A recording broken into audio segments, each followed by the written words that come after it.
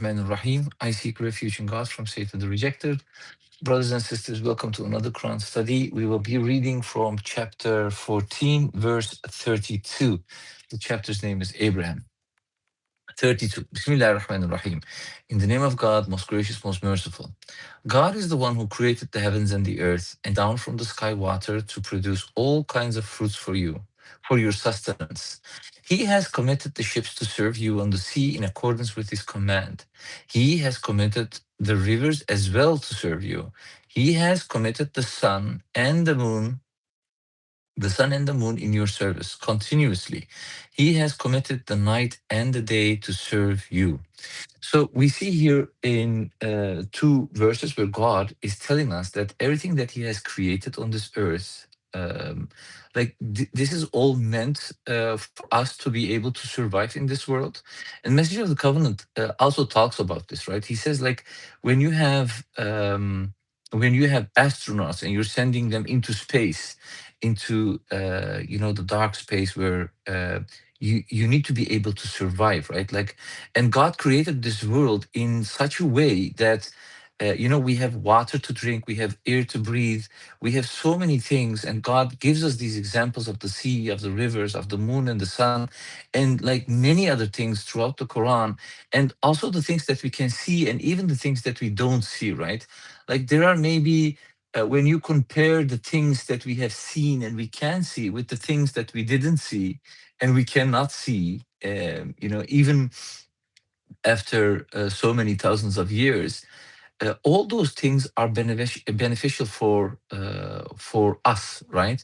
And God doesn't create something just like, there is always a reason for the things that God has created. Sometimes, when you look at these small creatures, like these insects underneath a rock somewhere, in a corner, laying down there for maybe 100 years, and then you have like these insects living underneath it or in the ground, or like in the sea. There are places which are extremely deep, right? Very deep in the sea. And then for many, many years, like after the technological revolution, of course, when we have now the opportunity to go to these deep waters, and then with cameras, we can see creatures that are living there. Like, it's very deep, and people thought that it was not possible for creatures to live there, right? But then, after going there with cameras, the humans have seen that there are still fish and certain creatures that are living there. So, and all of this is like within the system of this world that God has created, and we need every part of those things, right? Because God. Um, Creates all these creatures, and he creates the way how this world works for us, so we can live in a certain way. The messenger gives the example of astronauts, we the humans sending astronauts to the outer space, and then giving them like a space suit, a space shuttle, and then they need to be able to eat, to drink, they need to be able to go to the toilet. And when there is no gravity, it's like everything is extra difficult for the astronauts to move around, to do certain things. For example, when we are living in this world, you wake up in the morning, you go to the bathroom, and then like you brush your teeth, you take a shower. Like, it seems like very normal, right? But that's the thing. It looks like that. But in reality, we need to appreciate, for example, gravity. Gravity is something that God has created for us, so we can like walk in a certain way, and do certain things. And if there was no gravity in this world, everything would be very like difficult. Walking, eating, drinking, preparing certain things, etc. So God also reminds us that He has given us all these things, and we need to be appreciative of those things, and we need to think about those things, right? Like, as submitters, we need to the messenger again gives the example. He says, like, when you eat an apple, don't just eat it like, animals. Like, we need to think about how this apple came into existence. It became from a tree. It has a smell. it has a certain color. It needed sunlight to grow. It needed the ground, the soil, like so many things needed to be there to be able to, grow that apple so we can enjoy these things that God is creating. But as submitters, we need to think about those things, while eating an apple or drinking milk. Every possibility that we get, we need to use that as a reminder that, God has made all those things available for us. God in 33, God says He has committed the sun and the moon in your service continuously. So, when you think about the sunlight, when we think about the moon, the gravitational pull from the moon, for example, or we need sunlight to be able to, like the trees, they need sunlight and generate oxygen. There are so many things beneficial for us from that. And then we have also the distance between the earth and the sun, the distance between the moon and the sun and the earth. Like, this is done in a certain way, like it's like the perfect situation. And there's also a verse in the Quran, for example, God tells us that there are six more earths which are identical to our world. Like, it's really identical, but there is no life there. And in the footnote in that verse, it says that God is going to show the atheists who, they think that life exists in this world because of the circumstances that we have here, because of all these things. They think this is like a coincidence that the distance between the sun and the world is in this exact spot, right? And then we have the moon and we have the galaxy. Like, everything, this was just a coincidence, and because of this coincidence, life just started existing. But that's not true. God tells us that there are six other Earths identical to our world, but there's no life there. So it's God who is arranging everything. And He's going to show this to them. 34. And He gives you all kinds of things that you implore Him for. Yeah, this is like very important sentence, right? Like, He says He gives you all kinds of things that you implore Him for. Like, we should implore God every moment that we can, actually, right? We need to find these excuses to think of Him, to thank Him, to implore Him, to glorify Him. If you count God's blessings, you can never encompass them. Indeed, the human being is transgressing unappreciative. So, like, this is really amazing. Yeah, He says that if you want to count God's blessings, like, it's impossible for us to be able to count that. And God created all those things. And one of the most amazing things is that, sometimes I think about of these numbers.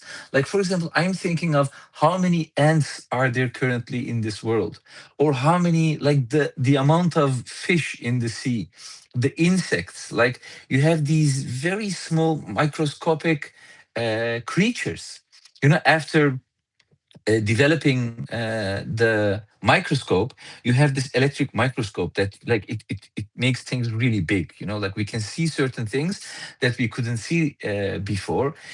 And then, when you go on internet and, like, you can look at them, it's like these very small creatures with their amazing bodies, and they are moving, they have body parts. Like, all of those are being controlled every second by God.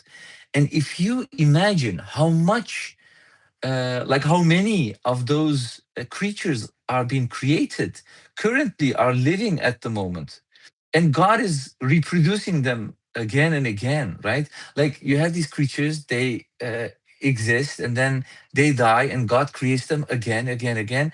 And if you think of, the amount of creatures that God has created from the beginning of this world until now, like, it's impossible for us to be, to understand how big that number is, right?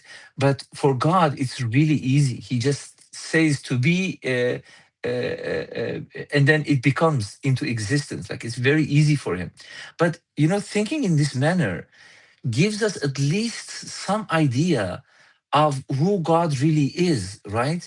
Like, if humans don't think about God, if you don't think about the things that He's created and He's doing, like when you start focusing on all those things, you start at least having some kind of a sense how great God is.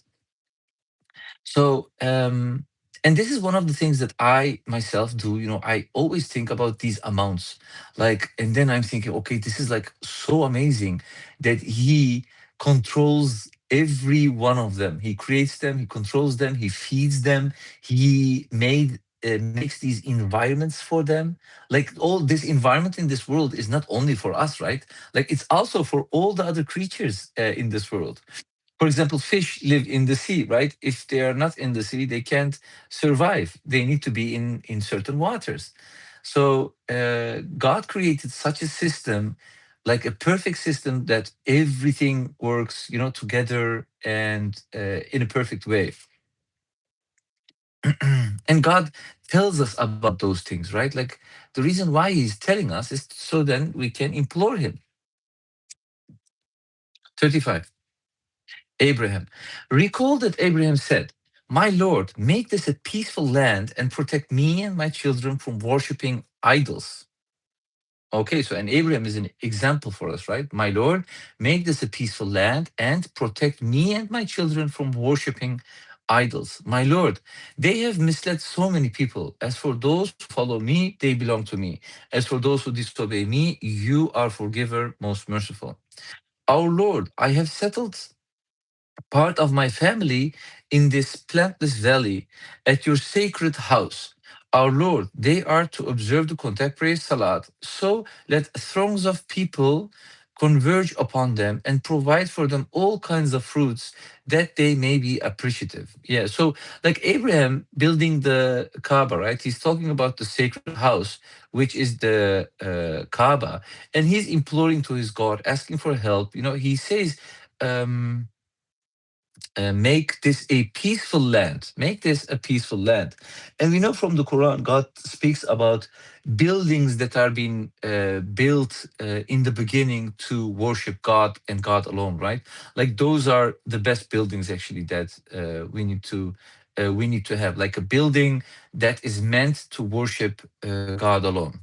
And the Kaaba is such a building built by Abraham and Ismail. So it's a place for to worship God. And he says, "Our Lord, they are to observe the contact praise salat. So let throngs of people converge upon them and provide for them all kinds of fruit, and they may be appreciated." So, and one of the other things is there is a misconception about the contact prayers. When you ask many Muslims, when you ask them about the contact prayers, they will tell you the story that Prophet Muhammad, he went to heaven, he had this small discussion with Moses and God. God told Muhammad that 50 times praying a day, that is too difficult. And then he went to Moses, and Moses advised him to go back to God and then ask if it can be reduced. So from 50, it went to 40, and then it was again too much. And Moses giving all the time advice to Muhammad, go back again. And this went on and on, up to 5 times prayer a day. And then Moses said, yeah, even that is too much. So go back again. And then Muhammad said, yeah, but I'm now, like I don't want to go because I'm ashamed of to ask, to make the prayer instead of five. Like, this is the story that has been told throughout the Muslim world. And most people think that 5 times prayer, it became like it started there. They don't know that the contact prayer salat, actually the 5 times prayer that we are doing, it started with Abraham. Like God says in the Quran that Abraham is the father of submission. And God says again in the Quran to Muhammad, he says, go into the religion of your forefather Abraham, like, and become a submitter. So the father of submission, Abraham, all these practices comes from him. 5 times prayer. We have the fasting, we have the hajj, we have the zakat, right? Like all these practices come from him. So, but this is again a trick from the devil, to like mislead the people, thinking that Salat started with Muhammad. Well, actually, it started with Abraham, and we can see this clearly in this verse and also in other verses, where God is talking about contact prayers even before Prophet Muhammad was, and before the Quran even was sent. And again, there is also this verse, right, where God says that the Jews and the Christians, they lost the contact prayers. So this is all evidence that the contact prayer salat, they already existed. It was not something new. So when God tells us how to pray, and this is of course one of the things that most of them use when you tell them that the Quran is sufficient and good enough and everything is in the Quran. The first thing they say, yeah, but the salat is not mentioned in the Quran. We don't know how to do our contact prayers. Like, we don't know because it doesn't mention this in the Quran. Well, God mentions it actually. He mentions the 5-time prayer. He mentions that we need to stand, we need to do ruku and sujud, and certain things that we shouldn't do. We need to do the ablution, etc. Like so many other details. And of course, with the founding of the Miracle of 19, we have physical, mathematical evidence of how many rakats we need to do and how many tashahuds and and fatihas we need to read, and all those things are um, are presented with the miracle of 19. So we are certain about all these things, right? It's not like we are not guessing actually, and this makes it extremely nice. It gives me at least this feeling, this confident feeling from, okay, it is indeed 5 times a day, it is indeed so many rakats, and we need to do this and that. God didn't just left us with guesswork. He gave us this amazing miracle and amazing evidence how to do all these practices that we have. And while mentioning this, one of the things I want to say, of course, is um, circumcision, for example, is not one of those practices that we have that we learn from the Quran. Like, God talks in the Quran about the prayers, the zakat, the hajj. Like, He talks about those things, but He doesn't say about the circumcision. Because you have certain people that say that circumcision comes from Abraham. This was like a practice that Abraham and his family members did. But when you look at the Quran, that is not true. This was not a practice that Abraham and his family members did, because God doesn't say this in the Quran. 38. Our Lord, you know whatever we conceal and whatever we declare. Nothing is hidden from God on earth, nor in the heavens. Besides creating everything and arranging all these things, God also knows everything, right? He's such amazing that He knows the everything that is also concealed. Like, we can conceal certain things from other people, or but God knows it. Even our innermost thoughts are being known by God. And as an example, we can give the example of the devil, right? He had um, this thought in him that he could be a god, right?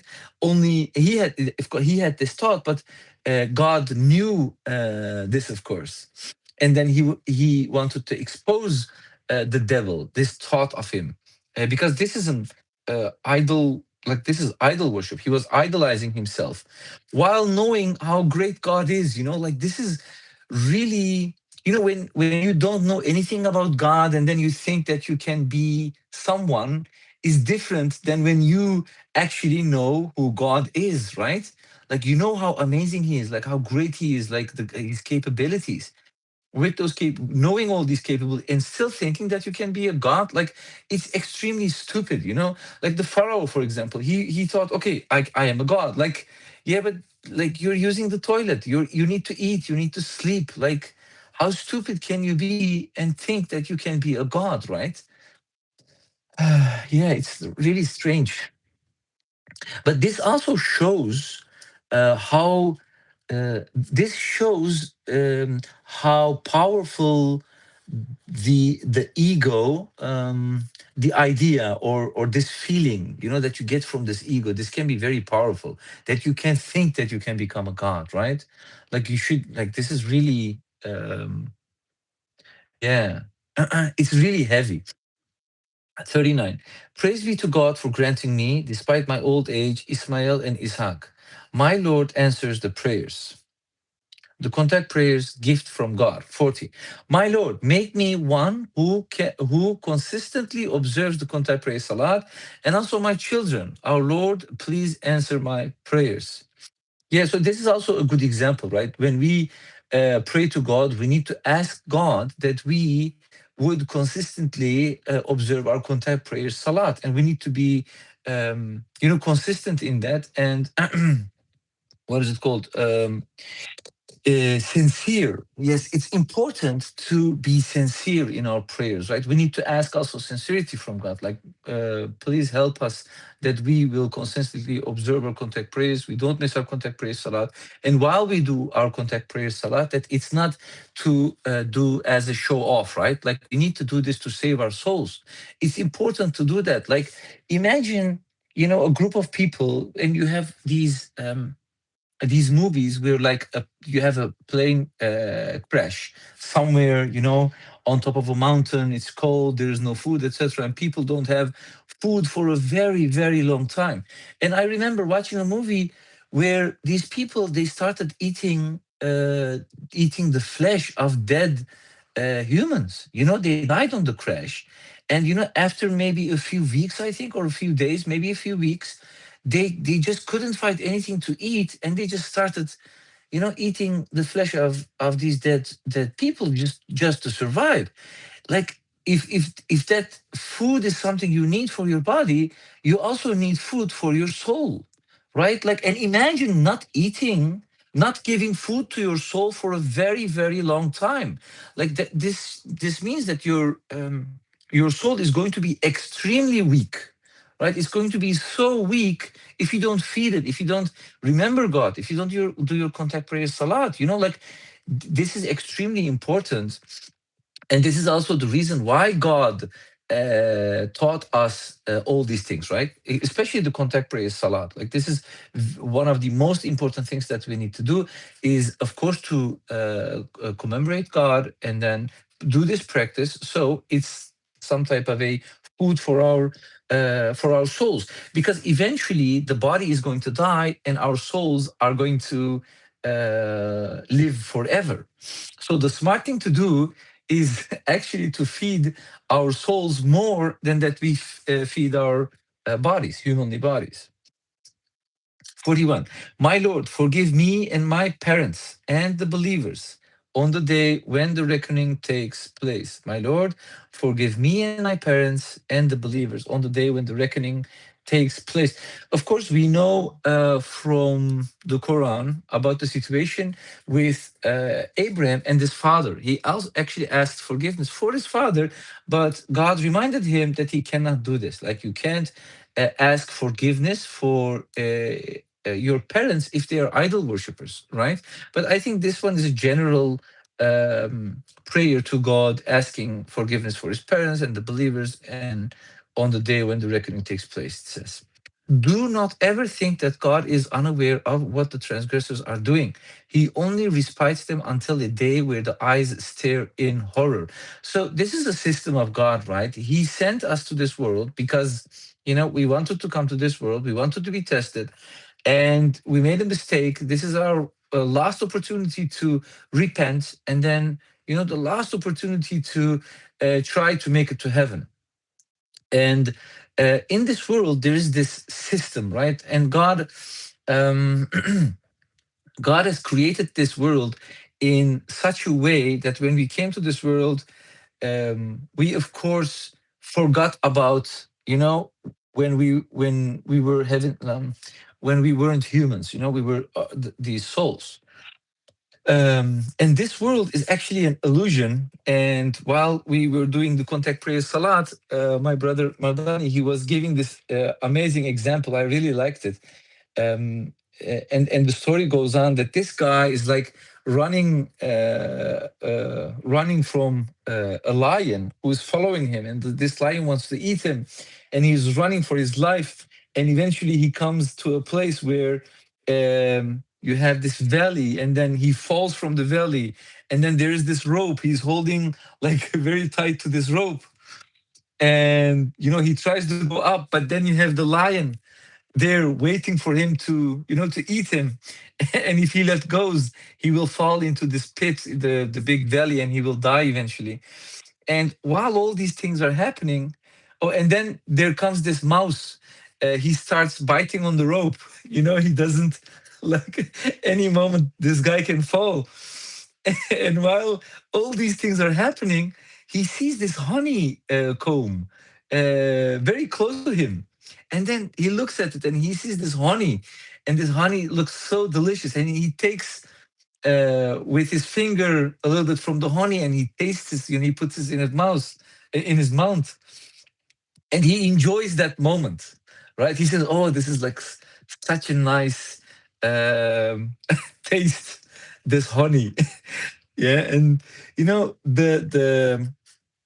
the thing is that the lion, which was chasing him, that is actually death. The death is always chasing us, right? While we are alive. The pit is the place where we're gonna go eventually when we die. We're gonna go back into the ground, right? That's the place we're going to end eventually.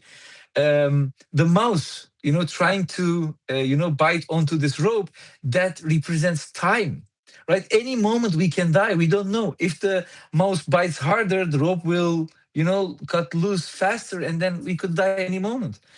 And the honey represents this world, like it's like this world is like an illusion for us, right?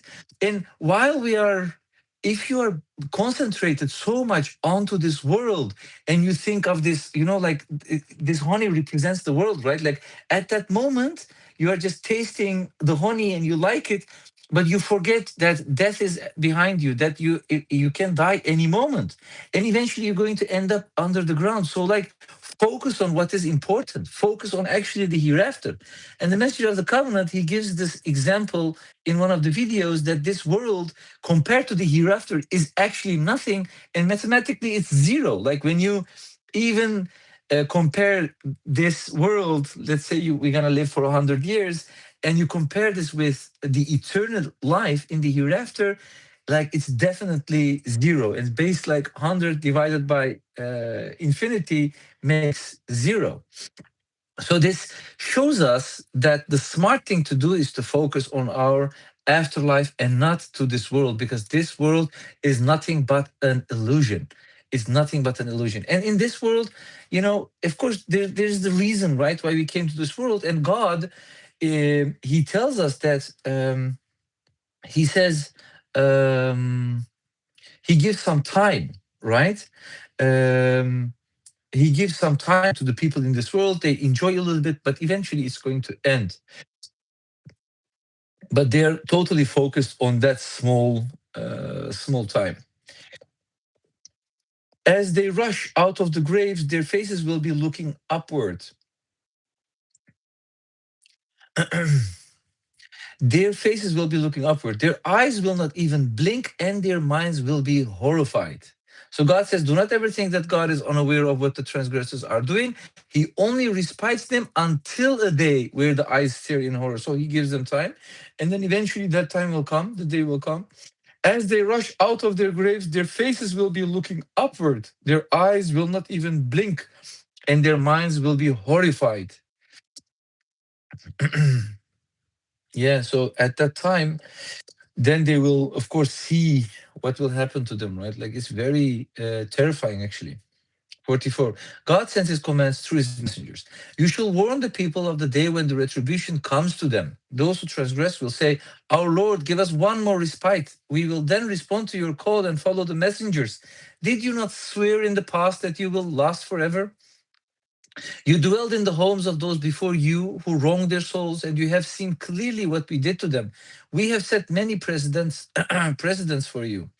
They scheme their schemes, and God is fully aware of their schemes. Indeed, their schemes were sufficient to erase mountains. Yet, look, God reminds us that, like the homes that we are living in, this earth was a place for people who lived 200 years ago, and none of them are alive. All of them are dead now, right? Like we are using the same world as they have used. And we can, for example, you can see on the internet, if you go on YouTube and type a year, maybe 1930, for example, you can see people walking in those streets, using the world, working, going to school maybe, or, having war, etc. So God reminds us that all those people who came before us, they are all already dead. And after a few years, we are going to die as well. Like all the human beings on this world, after like 100 years, no one will be alive. So we need to be like, we need to think of this, right? And people actually forget about it. That's why God said, we have set many precedents for you. And God sent messengers before us as well, right? People are very fast to ignore these commands and ignore the messengers. When God sends a messenger, every time when He sends a messenger, they just don't like it. They don't want to hear it.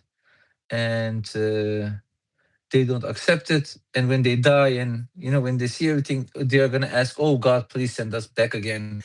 We will now follow the messengers. But even then, their memories will be erased and they will do the same thing again. Guaranteed victory for God's messengers. 47. Do not think that God will ever break his promise to his messengers. God is Almighty Avenger. New heavens and new earth. The day will come when this earth will be substituted with a new earth, and also the heavens, and everyone will be brought before God, the one, the supreme. And you will see the guilty on that day chained in shackles. Their garments will be made of tar, and fire will overwhelm their faces. In the footnote, it says this prophecy is also found in the Old Testament, Isaiah 65:17 and 66:22, and the New Testament. What we await are new heavens and the new earth where, according to his promise, the justice of God will arise. 2 Peter 3:13. Yeah, so what will happen is God will, create the heavens and the earth again. And the same thing we can see, read back in the Bible. And everyone will be brought before God, the one, the supreme. This is a promise of God. And it says, and you will see the guilty on that day chained in shackles. Their garments will be made of tar, and fire will overwhelm their faces. Yeah, like this is all, how do you say this? This is all, like it's not literally, but like so that we at least have can imagine, what type of a place it is and how it will be there. Allegorical, yes. In the Quran, when God talks about the hereafter, like everything that He says, those are all are allegorical, because, in our worldly bodies and with our worldly minds, we can't really imagine how it is there, right? And God gives us this information in such a way that we can at least have an idea of what it means, right? We can think about it. We can think, okay, it's a bad place. It's going to be hurtful, like, and then you have the heaven. It's going to be an amazing place, very nice um, place to go to. For God will pay each soul for whatever it earned. God is the most efficient reckoner. Yeah, and He's the most just, right? And that day will come when everyone will take what they deserve.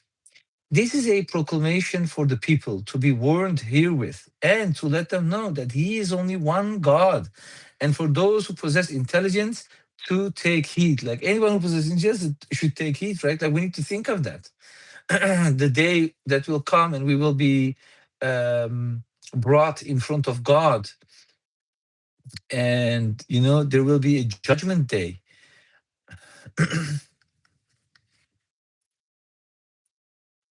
Surah 15, Al-Hijr Valley. In the name of God, most gracious, most merciful. ALR. These letters are proofs of the scripture, a profound Quran. The footnote says, the divine source and the perfect preservation of the Quran are proven by the Quran's mathematical code, APP1.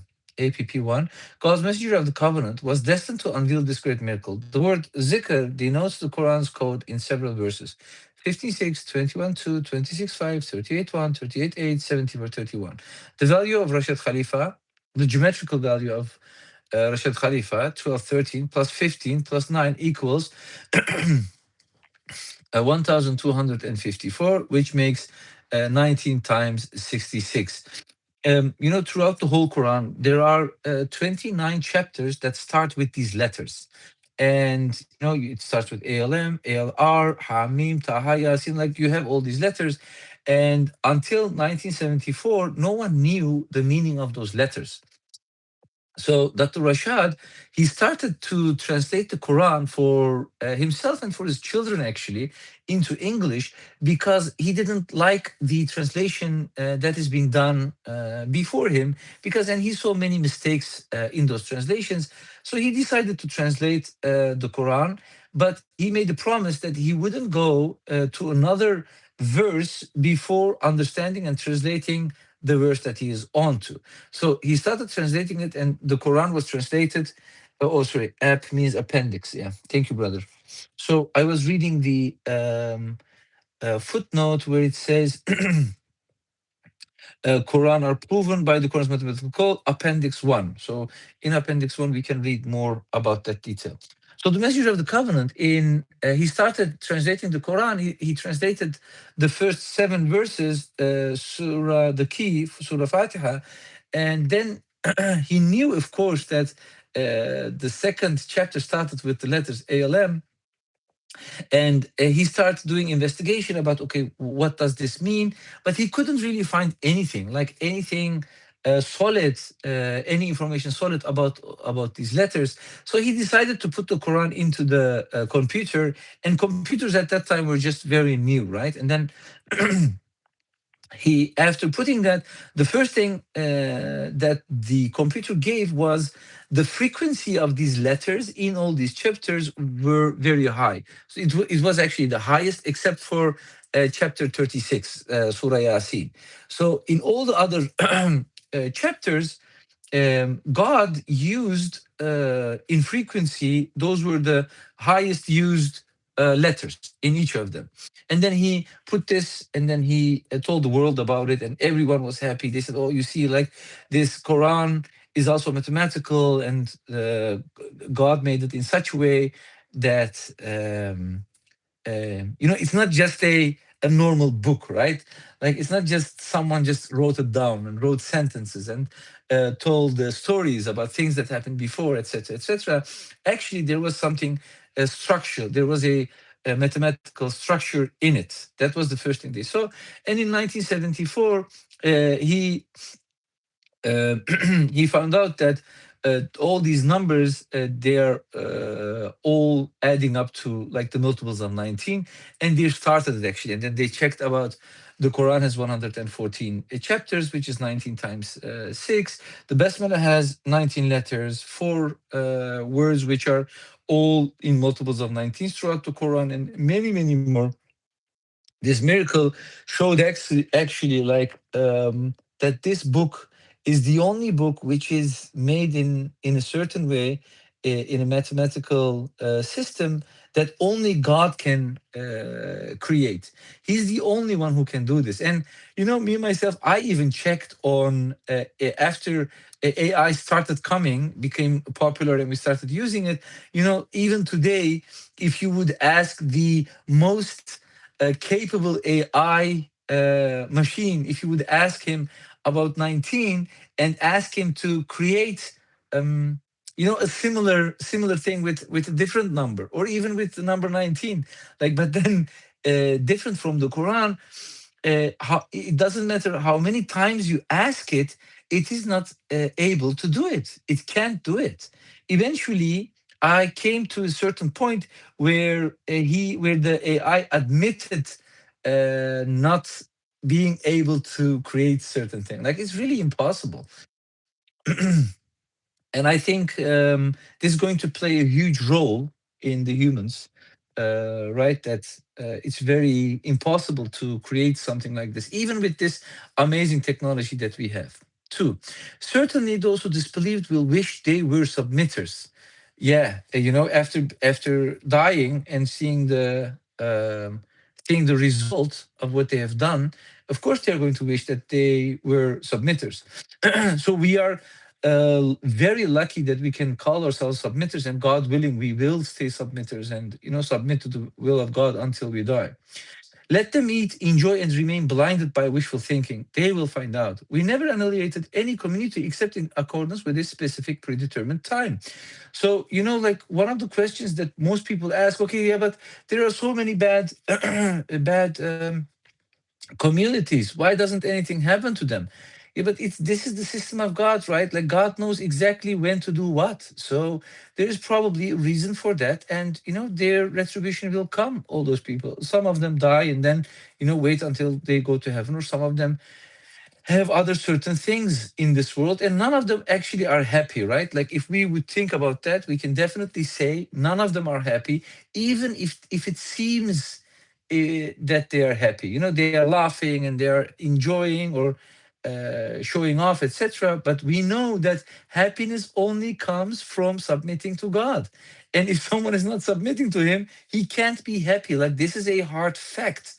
Like I can with like this certainty say that if someone is not submitting to the will of God, that person cannot be happy. That person is not happy. It's impossible. It's just an illusion, or it's like a very short time of a period that they think that they are happy. Someone would go and buy a nice car or a nice house, and then go and enjoy a nice holiday, thinking that that is happiness, while happiness is actually submitting to God. That is the true happiness. And if you're not doing that, you won't be happy. So the end of any community can never be advanced nor delayed. They said, "Oh, you who received this reminder, you are crazy. Why do you not bring down the angels if you are truthful?" Look what they're asking for. They're saying, okay, if you're truthful, bring the angels. If it were okay, and God says we do not send down the angels except for specific functions. Otherwise, no one will be respited. God's angels, they have certain jobs to do. God gave them certain things, and that is their job. And in other words, in the Quran, God says, like, they're asking, yeah, but why didn't God send an angel as a messenger? And God says to them, if you were angels, then I would have sent angels as a messenger. But we are human beings, so God is sending a human being to us. But anyways, like these people, it doesn't matter what type of a miracle the messengers or the prophets shows them. When they are destined not to believe, they are going to say, okay, this is magic. They said that this Quran was a poetry. Like they said, oh, this is a poet. This is made up by the people before, etc. They find any excuse not to believe in it. God's message of the covenant. Absolutely, we have revealed the reminder, and absolutely we will preserve it. And as we have read in the footnote, God preserved this book with this miracle of 19, while a lot of people, they think, yeah, this book is preserved by the Sahabas, by the people who learned the Quran out of their minds. But we can show many examples in the Quran. For example, chapter 9, 28 and 29, which is not from the Quran, it's added to there. So, and all those people, they reminded these two verses, which are not from the Quran actually. And for example, chapter 7, verse 69, where there is a word which is bestatan. It's written with a sad, while it should have been written with a sin. So this proves actually that it's not being preserved by humans, but actually by God. And God has preserved this Quran with this miracle of 19. We have sent messengers before you to the communities in the past. Every time a messenger went to them, they ridiculed him, like they did with Dr. Rashad as well. We thus control the minds of the guilty. Consequently, they cannot believe in him.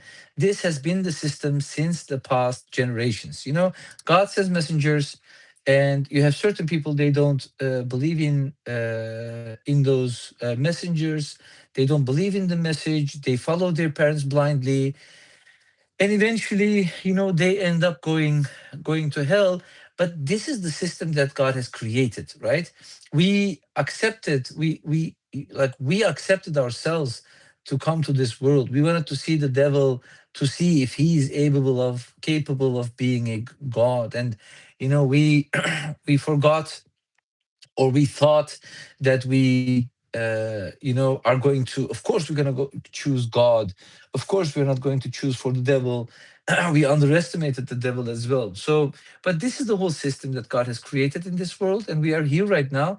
And God sent us this book, the Quran, with this amazing miracle, proving to us that every letter and every sentence is indeed from God, and this will help us. Help us win, not lose our souls eventually, God willing. And with this, I will stop. If there are any questions or things that you brothers and sisters want to add, please go ahead.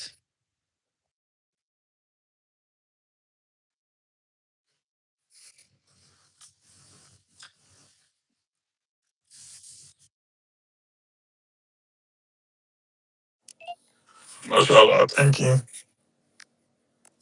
MashaAllah.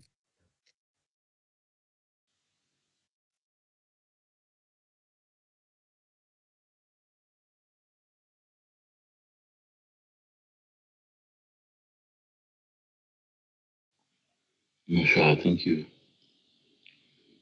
Good study. MashaAllah.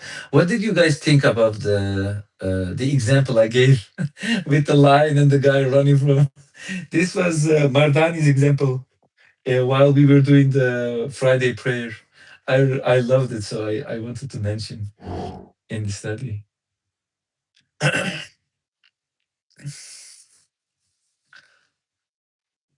Yeah, I think I didn't understand the Oh, example. you know that's yeah. So you have this guy who's running from a lion, and Uh, while he's running, he's running for his life, and then you have this valley, and then he falls from this high place, right? Because mm, the lion is chasing him.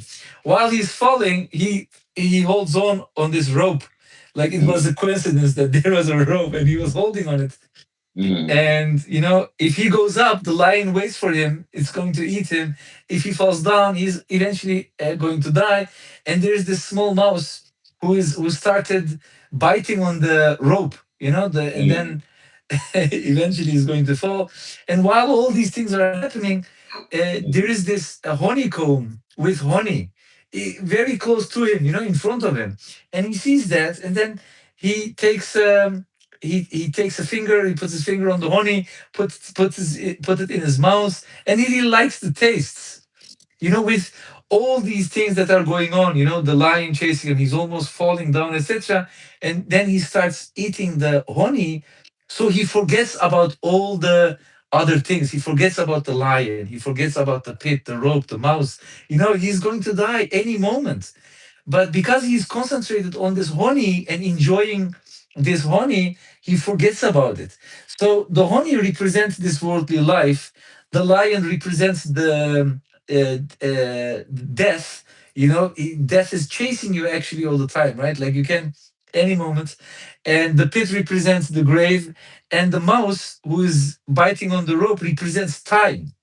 So any moment you can die, like your time is going to end. But then like you're focused on this very short period of time where you enjoy this honey at that certain moment, and that's this worldly life. It's going to end eventually, and it's going to end very fast. And in the Quran there are these examples where God says, they're going to ask them, how long was this worldly life? Some of them are going to say it's just one day. Some of them will say like it was just a blink of an eye. We went to the world and then we are here now. It went so fast. mm, But when you're in this world, like enjoying this life, eating, drinking, working, going on mm, holidays, like it's very mm, easy for people to mm, forget about, they forget that you can die any moment. Even while mm, you're walking on the street, some certain thing can happen. mm, I read something about people dying from falling, not while they were running, while they were walking. You have so many people just walking on the street, and then something mm, happens, they fall and then they die. Like it's mm, actually, it can happen any moment. But people don't think of these things, right? Like mm, it's not in your mind, but it should be actually that we can die any moment. mm, So we need to think about of the hereafter, and everything that we do should be, for the hereafter and not for this world. mm. Yeah, I must say, mashallah, it's a good example, very good example. The only thing I was puzzled about is like the mice. You know, the mouse doesn't eat the rope. No, I didn't. The mouse will eat cheese, but not the rope. Okay, then you have something which is chewing on the rope. Yeah. Maybe the Yeah. rope is made of food, or Yeah, something. okay, something like that. Yes, yes, yes, yes. The rope is almost breaking apart. Yeah. It was meant to be a little bit funny as well, like. Maybe he's holding on to string cheese. You know? String cheese. It was Mardani's idea. But the moment he told this, like I was laughing. I was thinking, wow, Mhm. like I imagined like someone being there, and then any moment he's Mhm. gonna fall. But then this Mhm. guy is going and then eating the honey and forgetting about Mhm. all these other things, like Mhm. like, oh, crazy. Mhm. And one of the other things is you can't escape. Either you're going to fall, or you're going to be eaten by the lion, right? You Mhm. can't escape death. Mhm. Eventually, so that's going to happen. Mhm. Yeah, Yeah, man. I think you also gave an example. No, not an example, but you were talking about the mathematical code, right? And you Yes. said the messenger put the Quran on the computer, and he saw the frequency of letters of Yes. certain initials being higher in Surah 36 than other surahs. Yeah, Or that's what he says, right? The frequency of these letters in each surah, the frequency is the highest, except for Yasin. So God used the amount of those letters the most in the whole chapters, where except did for this? Yasin. So the letter Ya and Sin, those are not the most used letters in Oh, that you're talking chapter. about this. You're just talking about Yasin. Okay, Yeah, that's chapter 36, right? Or 36. Yeah. yes, it's 36. So you're Yes. saying this the frequency of Y and S is higher in Y and S than compared to other chapters? No, no, no. The frequency of these letters in those chapters Uh huh. are the highest. So, for example, ALM is the most used letter in chapter 2. ALR, for example, this chapter that we are Mm-hmm. reading, this Uh is huh. chapter 15, right? Let me see. Yeah, 15. It starts with ALR, right? So in this chapter, the A, L, and R are the most used letters throughout the whole chapter. When you look at the frequency of it, Mm-hmm. this And was he the says first that thing in a that. video. Yeah, also in the video, he says that, yes, yes. And the first thing he brought out, remember, this was I don't in remember. 1973. In 1973, he publishes this founding of him. This was the first thing that he published. Okay. Yeah, so the frequency of these letters were the highest in these chapters, except for chapter 36. Yasin, the letter Y and S, those two were not the most used letters in chapter 36. It was not it didn't have the highest frequency. Oh, Y and S. Yes, YNS, I'm sorry, yes, Okay. YNS. Well, Okay. except in that chapter, it wasn't the highest. In Uh all huh. the other Other chapters, it chapters. So it was the it other was the way. highest. Sorry? So it was the other way around. Like Y and S were in a higher frequency in other chapters, but in Surah Y S they were less in frequency, but a much No, higher no. frequency. No, no, no, no, no, no, brother. So you have chapter 2, right? You have the Mm-hmm. Alif Lam Ra, right? When you Mm-hmm. count Alif Lam Ra, let's say it's 17,315 times. It occurs, that's the Mm-hmm. amount how it occurs. When you count Mm-hmm. other I think it's letters, ALM, brother, not ALR in chapter 2. You said ALR, but it's oh, I'm sorry. ALM. ALM, sorry. I just wanted to make in case somebody was listening. I knew what you meant Yeah, though. yeah, brother. Thank you. So ALM is those letters are the most used letters as a frequency. For example, the letter Noon is not as used as much as AL and M. You understand? Like the frequency is the highest. And in 1973, he published this to show to the world, listen, like this book in these letters, there is something going on here. Like the one who wrote this book, they counted every letters and made sure that every letter which is present on the first verse is being used the most throughout the whole chapter. And Mm-hmm. after that, he said, "Okay, what do all these numbers have to do with each other?"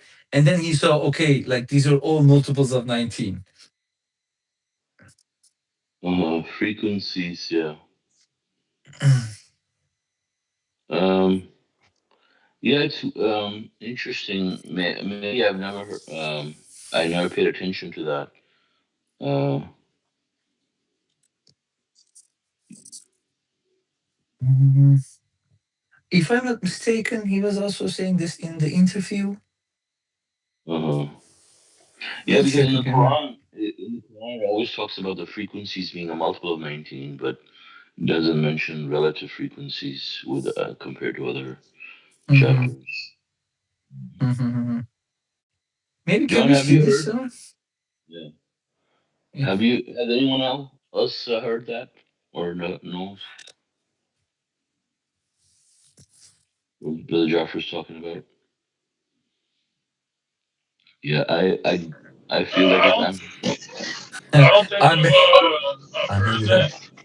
that. Yeah, but That would be so funny. yeah. I'll try to find it, brother. Okay, But yeah. That's. Sounds good. I guess that's new information for me. I Yeah, no, don't is think. it? I don't think I've read Really? of that, but that's. Okay. yeah.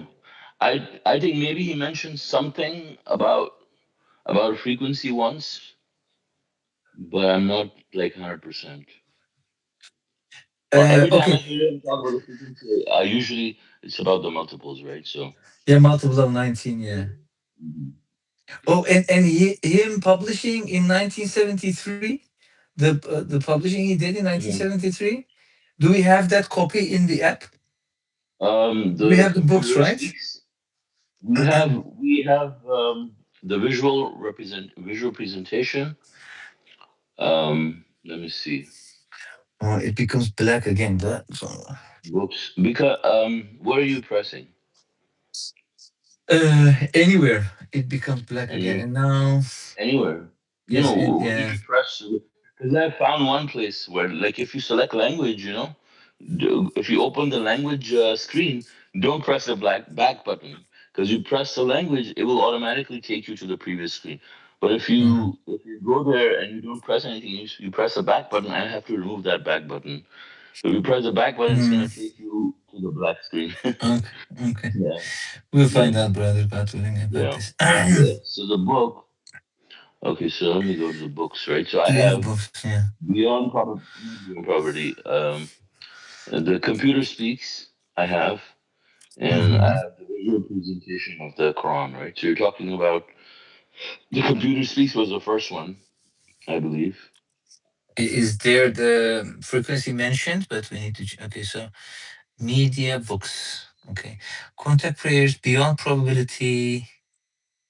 Quran, this and that submits perspective. The computer speaks. Is this vision present? That's the Okay, first one. maybe. Okay, the computer is the first one. Is this from 1973? It might be. Okay, maybe that makes sense if that's the one. Maybe. Okay. Do we have a date? Let me see. God's computer speaks to the world.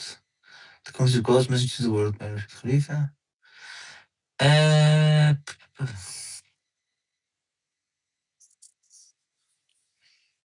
okay, there's no date here. Prologue.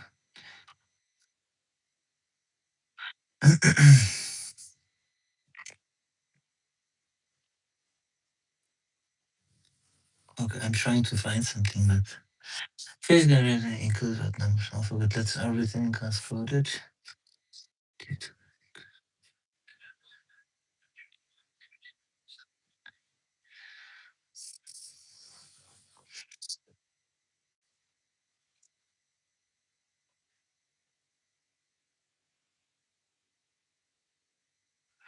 Okay.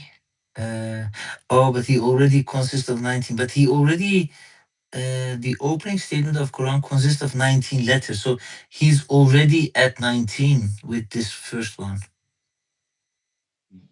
So 19 Yeah, is already here. yeah. If you find the video, I think just share it with Yeah, us. maybe. Yeah, God willing, I will do that. Yeah. Mm.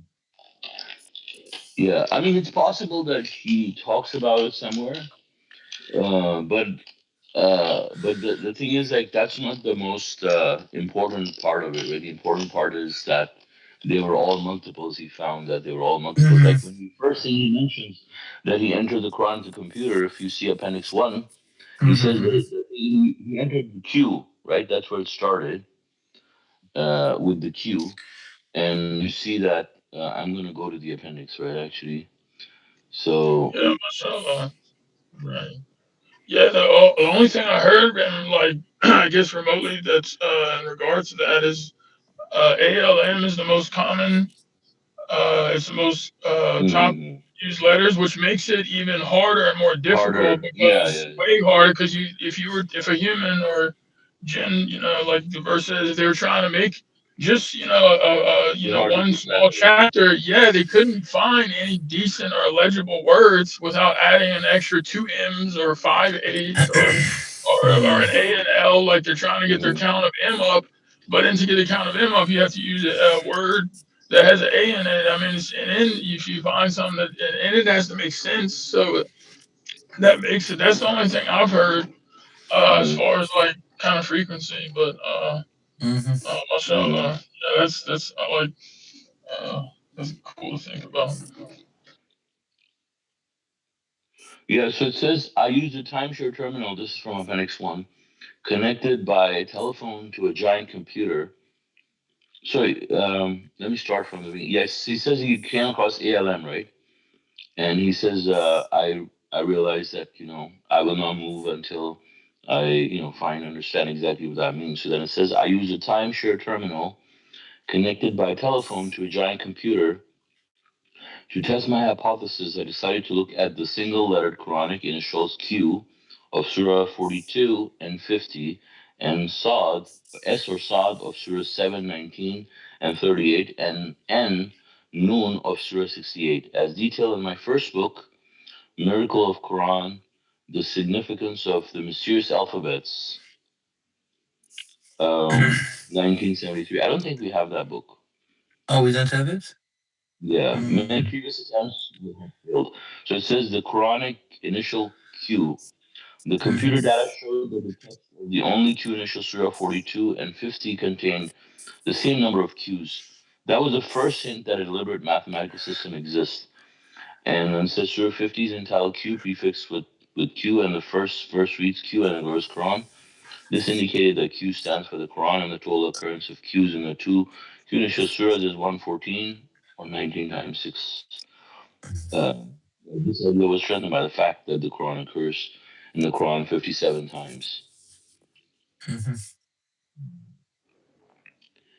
And yeah, and I think I've definitely heard the part where he talks about the ALR. I mean, A's and L's are like the most frequently used Arabic initials, right? Yeah, Because but okay, there is something that says except Surah Yasin. This, I think it's in the interview. I'm looking at the interview maybe, now. yeah. Mm. Okay, let me check. So Yasin, also there's a section here in Appendix 1, right? It says these two letters prefix Surah 36. It occurs, the letter Y occurs in Surah 237 times. In this Surah, 237 times, while the letter S occurs 48 times, the total being. It is noteworthy that the Y is written in the Quran in two forms. One is obvious and the other is subtle. The subtle may be confusing to those who are not thoroughly familiar with the Arabic language. A good example is this is remarkable. Yeah, it doesn't say anything here about the frequencies of YS in the YS section either. But it says in my book, uh, visual presentation of the miracle, 1982. Every Y and S is marked with a star.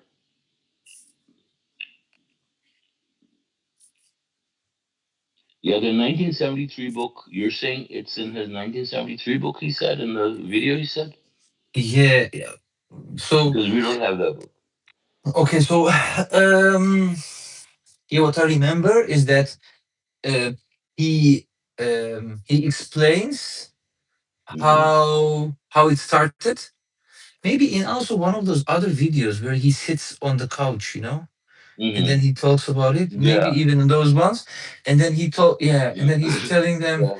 he started doing that, put it in the computer, and the first thing he saw was the frequency was the Yeah. highest. And in Mm-hmm. 1973, because he also speaks about the date. He says it was in January in 1974. It was in the month of January, he says, where Mm-hmm. he saw the first thing about 19, it was in Mm-hmm. 1974 because it was meant to be in 1974 because that's also part of the miracle, right? So he Yeah. starts he starts doing investigation in 19 in the 70s or 60s, like he starts doing that, right? And then yeah, I think it was like that. And he Mm-hmm. publishes this in 73. Yeah. He Mm-hmm. publishes something which Yeah. a lot of people they accepted. They say, "Oh, like this is they Mm-hmm. accepted that." And then 19 comes Mm-hmm. after that. Mm-hmm. Right. Yeah. So I think next thing I need to do is add the search feature so we can search these videos and things Okay, because even if it's an incomplete feature, I think it would be good to have it for these types of situations. but I will look into those videos again, Yeah. brother. Inshallah. Mm, sure. Yeah. Yeah. I was just curious. Yeah.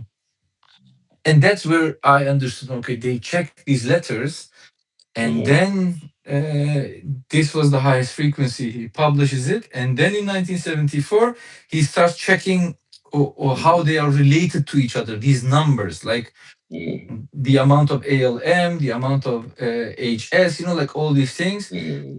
And the computer shows they are like multiples of 19, and then he says, okay, Mm-hmm. is there 19 in the Quran? And that's at least what I Mm-hmm. think. Mm-hmm. But I'll check again, God willing. Maybe in the video where it says "Witness a miracle," where is that one? Witness a miracle, World News Bulletin.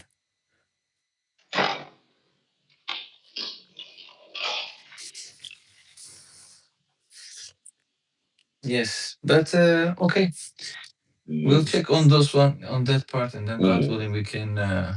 Mm-hmm. If I find it meanwhile, I'll share it. If not, maybe Mm-hmm. we can talk about the verses, the other verses we have Okay. read. 10,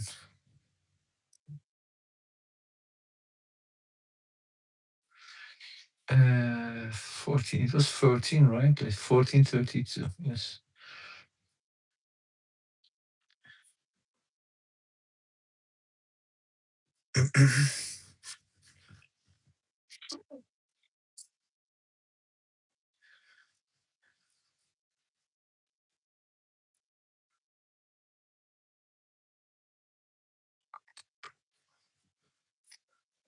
Oh, and about the contact praise, God said the contact is it's a gift from God, like a gift. Imagine if we didn't have it, right? Like these are like huge, like amounts of food for our souls. So it grows our souls immensely. And the messenger, he says, if you compare 1 unit prayer, like even if you would have the whole world, it doesn't like it's more than that, even twice as much. If we would know, if we could compare this. Of course, we can't do it right now because we don't see the hereafter. What type of positive thing we would get from it? We would see that in the hereafter, of course. Yeah, and Abraham is, praying to God. He asking him, make me one who consistently observes the contact prayer salat. Because the contact prayers, they have this, um, in a verse, it says it prevents you um, from sinning. right? If you do it sincerely, these prayers are preventing you from doing that type of things, and God is protecting you with it. Messenger also says this, right? He says, I believe that, when you do a certain prayer, until the other prayer, until that time, you are like protected in a way. And if you miss it, then you actually go out from God's kingdom and from his protection. Yeah, so because and then you choose not to do that, you choose not to be protected, and you go out, and then certain things happen.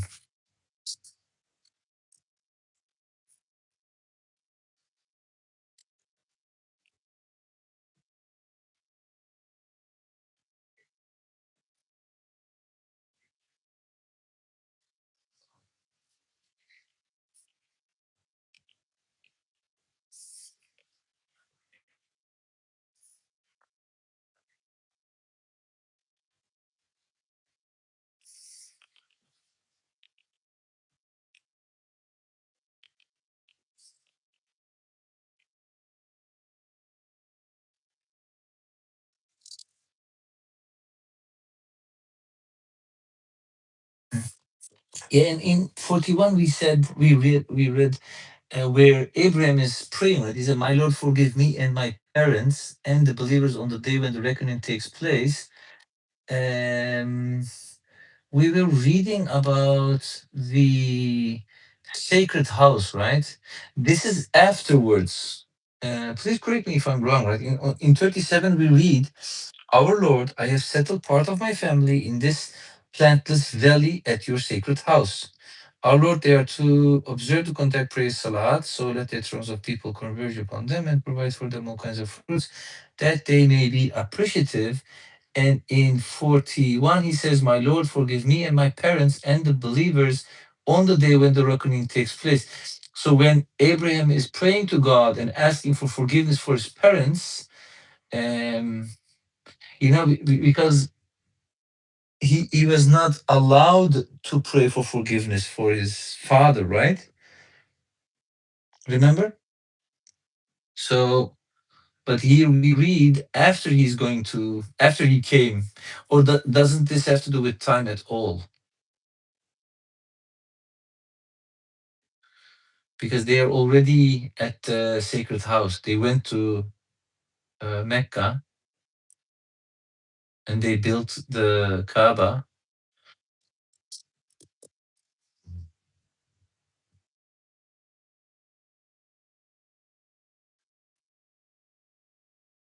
His praise be to God for granting me, despite my old age, Ismail and Isaac. My Lord answers the prayers.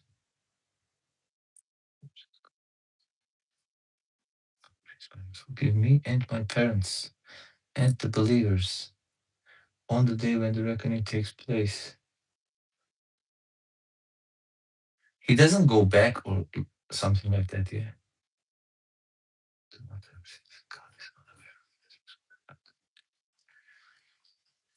Or do not ever think that God is unaware of the transgressors, that he only respects them until they. um,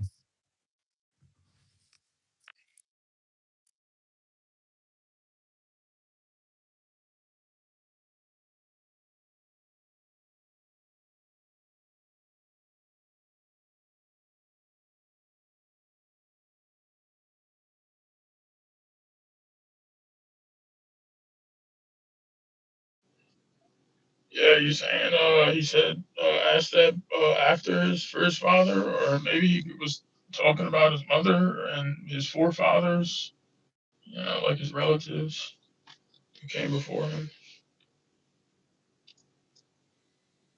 No, I didn't know I was on mute. Um, yeah, so I was saying that this is in men. He was in. He's not talking about the place where his father was. He's talking about Mecca, where he brought his family. You know, yeah. yeah. Yeah, but So the question providing for was, them, not for his father. Yeah. Sorry, yeah, what so was the the, question? yeah, so the question in 41, it says, My Lord, forgive me and my parents.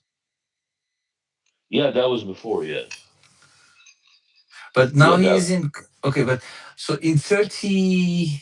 in 30, what was it? Yeah, clearly he cannot be asking God for forgiveness for his father and then doing Again, it again. right? You know? Yeah. Yeah. Okay, but where was it? I reading that? 1 second. Yes, here. On 37, he says, Our Lord, I have settled part of my family in this plantless valley at your sacred house.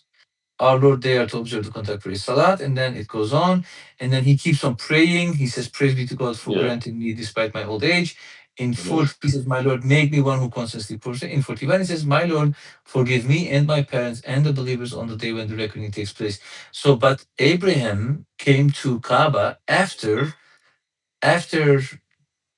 the situation where he was um, put into the fire and right or That was not? in his youth.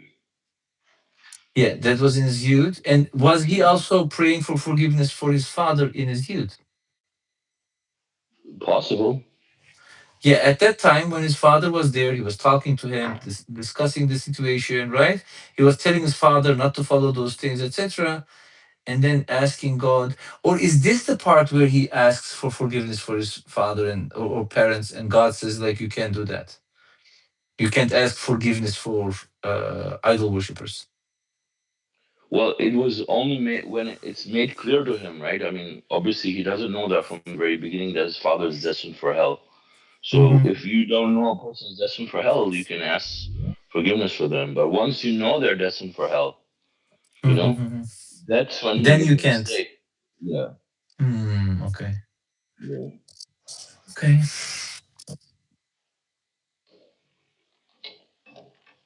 Like, because we can I ask thought we forgiveness for the. I thought we were just gonna we can ask forgiveness for believers, but as far as like non-believers, we can ask for their guidance or pray for like when we're making prayers. Yeah, like idol worshippers, you can't ask forgiveness for the idol worshippers, right? Because idol worshippers are going to hell, right? Right, So but wasn't Abraham's father an idol worshiper? yeah, so he was an Therefore, idol worshiper, but I guess what I'm trying to say is maybe by that time he didn't even know like his father was destined for hell. Uh, but you're saying you can't ask forgiveness for idol worshippers, period. yeah, Which makes sense, correct. yeah. Yeah. Yeah, which makes sense, yeah. Yeah, because like I thought about asking forgiveness before Mhm. for like my parents or my sibling, and I'm Yeah, like, until you yeah. quit worshiping Hmm. idols or Jesus, Yeah. I can just But maybe pray for their pray for the guidance. You know? guidance. Yeah, yeah. I mean, it's safer to ask for their guidance, right? Because, for example, like say, let's say someone's an idol worshiper now, but we know for a fact that they're not going to be tomorrow. You can technically, if you say, for example, like, may God forgive this person, if this person was to Right. repent tomorrow, Yeah. he could be. But the thing is, if someone dies as an idol worshiper, like Abraham knew his father was destined for hell, and you're asking for his forgiveness, I mean, God's not going to forgive that person. So that's why, we're not supposed to ask Yeah. forgiveness for idol worshippers, Yeah, you I know? like what you said because like there was a lady I was talking to on the phone, and I think she Mhm, was this was like some customer service thing on a product that I mhm, ordered, and then they got canceled it or whatever. But mhm, I think she was getting a little frustrated, and then mhm, almost like kind of got frustrated with her. But like after the fact, I was just like, may God forgive us and like forgive her, because mhm, but she might have very mhm, well been an idol worshiper, but like mhm. like uh, she, maybe she made like I think she, well, her Yeah, getting but we don't know frustrated if and she was stuff. an Irishman. Right? Yeah, I don't know, and like I just felt bad for her because maybe she was having a bad day or having or Mm-hmm. going through something, and then same for me. Like I'd want someone else, if I got upset or got frustrated, like I'd want them Mm-hmm. to ask forgiveness for me. But yeah, so in that sense, Mm-hmm. may God forgive them, Mm-hmm. and help them or help us Yeah. too. Yeah, but once we know, let's say, like someone's definitely an idol worshiper, right? Then we shouldn't ask Shouldn't, yeah. forgiveness for them. Yeah. Mhm. Yeah. I mean, let's say even if they change tomorrow, You know, we don't know if they're gonna change. You know, so we shouldn't. Right. Mm. I guess like if they're on the verge of becoming a submitter too, like that's okay. Like No, if they say uh, they submit, you know, then you could say like, okay, may God forgive you because now you're a submitter, and God forgives your past sins, you know. But you can see asking God for someone's guidance, you know, if God guides somebody, they're already going to be forgiven, right? mhm, Because God guided them, and now they'll repent. So right. asking for the guidance is more appropriate because let's say someone idol worshiper he died. I mean, if you say may God guide this person to become a submitter and go to heaven, you know, technically you're saying the same thing, but it makes a lot more sense that way because now the person has to be guided first before they can be forgiven. You know, you can't just be an idol worshiper like it's like a big criminal getting a pardon from the president. You know. Right. Yeah. That's what I always done. Like people I might or give the message to ask for their Mhm. guidance, you know, because I know how important it is, like for them and everybody else, myself Mhm. included. But yeah, like asking forgiveness for these people would almost like be validating Mhm. their The kind of idol. criminal, yeah, their Mhm. criminal behavior of being an idol worshiper. Mhm. Yeah, it's like until the criminal repents and like is very sorry, Mhm. you know, and like very Mhm. remorseful and is gonna work hard to fix it. It doesn't make sense at all to like, oh yeah, forgive this Mhm. person. Or Yeah. Yeah. Yeah. Also, mashallah. You know, God says, I really like verse 34 where God's, you know, tells us that He gives us all kinds of things that, you know, we implore Him for. And if we count God's blessings, we can never even encompass them, you know, but the human being is transgressing and unappreciative, you know. So, like, um, I mean, so many things here to think about. Like, you know, when first, like, God is talking about all these things He gives us. He's talking about the sun and the moon and the night and the day. Imagine like God gives us the night and the day, and you know you say, "Oh, I don't care." Like say you're given the night and the day, I'm gonna do whatever I want. At night, I'm gonna do whatever I want. At the daytime, I don't care if it's day or night. You know, that's us being unappreciative. You know, like God says He created the night for your cover for you to rest and sleep, for example. You know, and you say, "I don't care." You know. Doesn't mean that you have to sleep. Like some people can't, you know, sometimes based on their circumstances. But for someone like just, you know, for no reason, you know, decides, no, I'm gonna do my own thing whenever I want. You know, it's kind of being unappreciative because you know, God giving you some blessings. Like you know, it's like someone giving you a nice gift, and then you say, I don't care. You know, and you just leave it. You know, and it's like all it's like that. You know, when it comes to night and day and appreciating that you know, God has given us these times for us to be able to rest. You know, when you don't have any pressure, for example, for most people, you know, have to work during the daytime, they're not expected to work around the clock. You know, so they can rest or sleep. You know, nobody's gonna show up with a package at your door, for example. You have to stay awake to answer the door or anything like that. You know, God makes it so like everything is life comes to a standstill. You know, and mashallah, this is God's blessing for us to be able to do that. You know, imagine if half of the world, not half the world, but I say like half of the people in your neighborhood at your work were awake and half of them were asleep, and you didn't know you had to like stay up around the clock, but you know, like yeah, God had like designed. like the UPS man comes at 1 a.m. Yeah. and like he has a package for you to sign, and Mm. then like if you miss Uh-huh. it, I mean he's just gonna leave and without your Yeah. with your package. Mhm. Yeah. Yeah.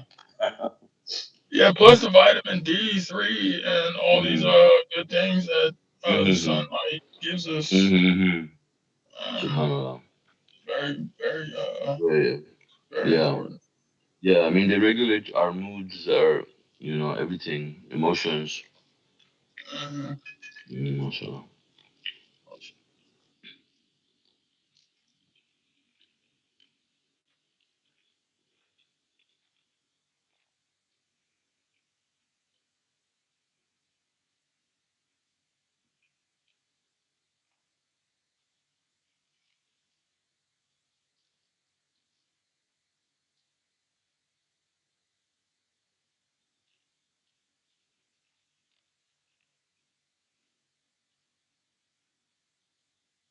Yeah, mashallah.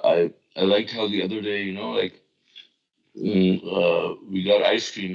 Yesterday, day before yesterday, we went to a restaurant, and then on the way back, we got some ice cream.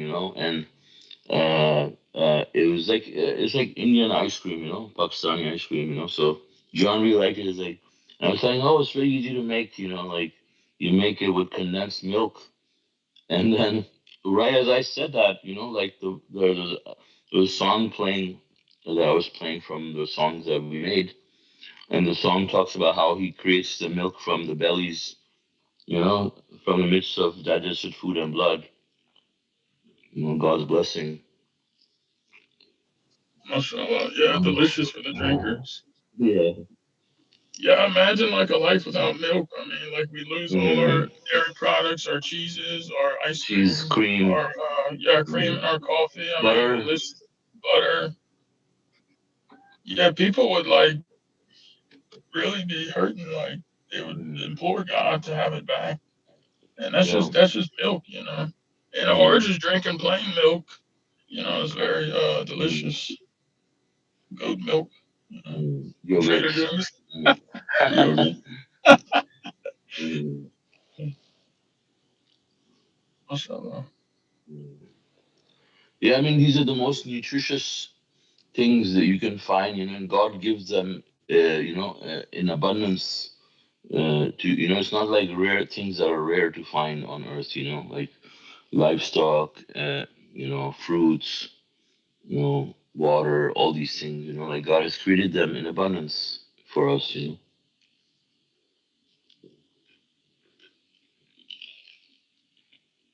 Like, imagine how, like, a chicken lays eggs, how many eggs they lay. If a chicken only laid like two eggs in their lifetime, how difficult that, like, the amount of like the amount of kids a human being has, let's say five or six, in their lifetime. I mean, it'd be so difficult,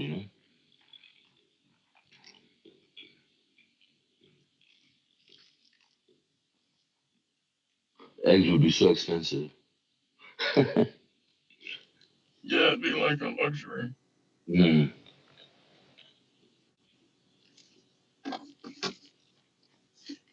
We stopped at verse, I think.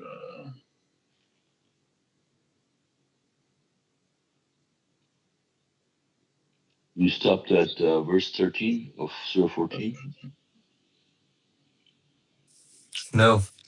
Chapter 15, Wait, verse we 13. started at 14:32. We started, right? Yes. Up to So we 15:13. 13:13.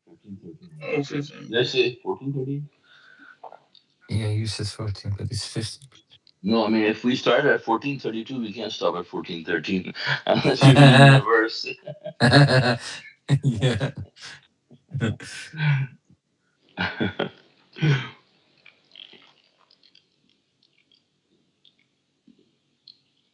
Yeah, as you mentioned, Brother John, for the contact prayers, like that you drew a lot of emphasis on this because uh, the real reward is God, right?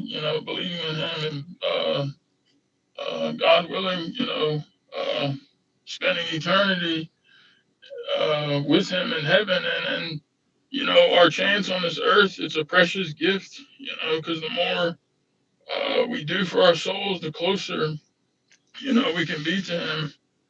Um, so because like once we're there, I mean, we all know this, but there's not gonna be any like advancement. Like how you have in this world, you can advance your career and do all these different things, but in the hereafter, uh, if you desire like to be um, like desiring to be as close as God as possible is something to really work hard on.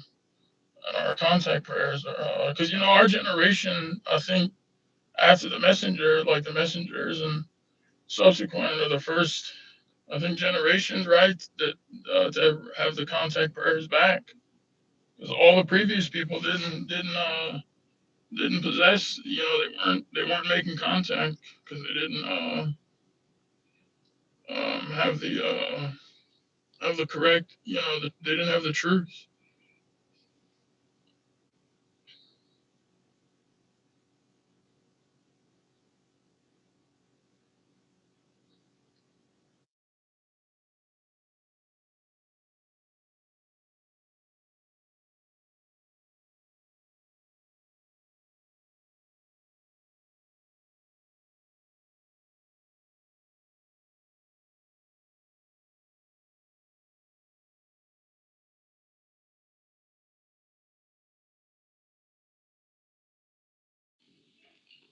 Yeah, mashallah, exactly. It's and that's why there's emphasis on the gift part, because when people do it, they do it like it's like a burden, it's like a chore.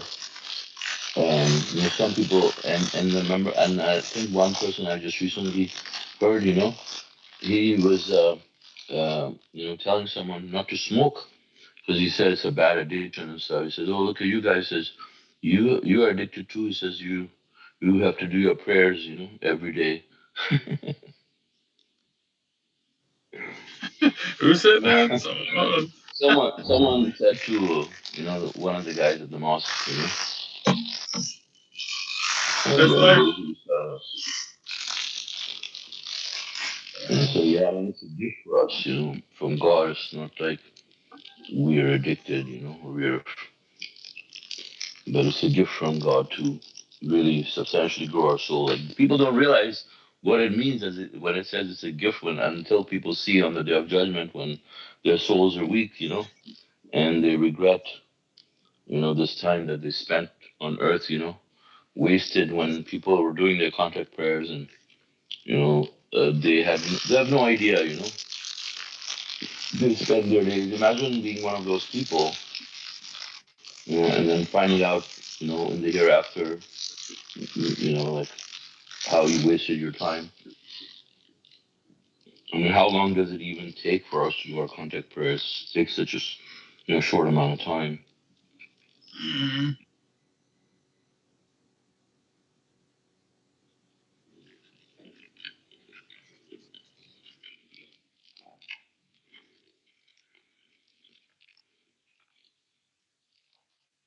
It's a gift from God because not only during that time, we're growing our soul when we're doing the contact prayer, but also as we're anticipating the prayer time, we're looking at the watch, preparing for doing our ablution, whatever, planning. All of that time is counted towards us remembering God. If you're doing it 5 times a day, and it takes a substantial amount of time, for you to think about God, and it's God's mercy that I mean, He accepts that, towards that time also.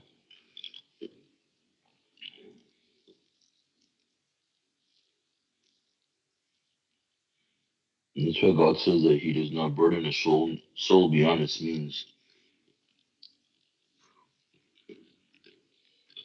But this is the minimum that we can do.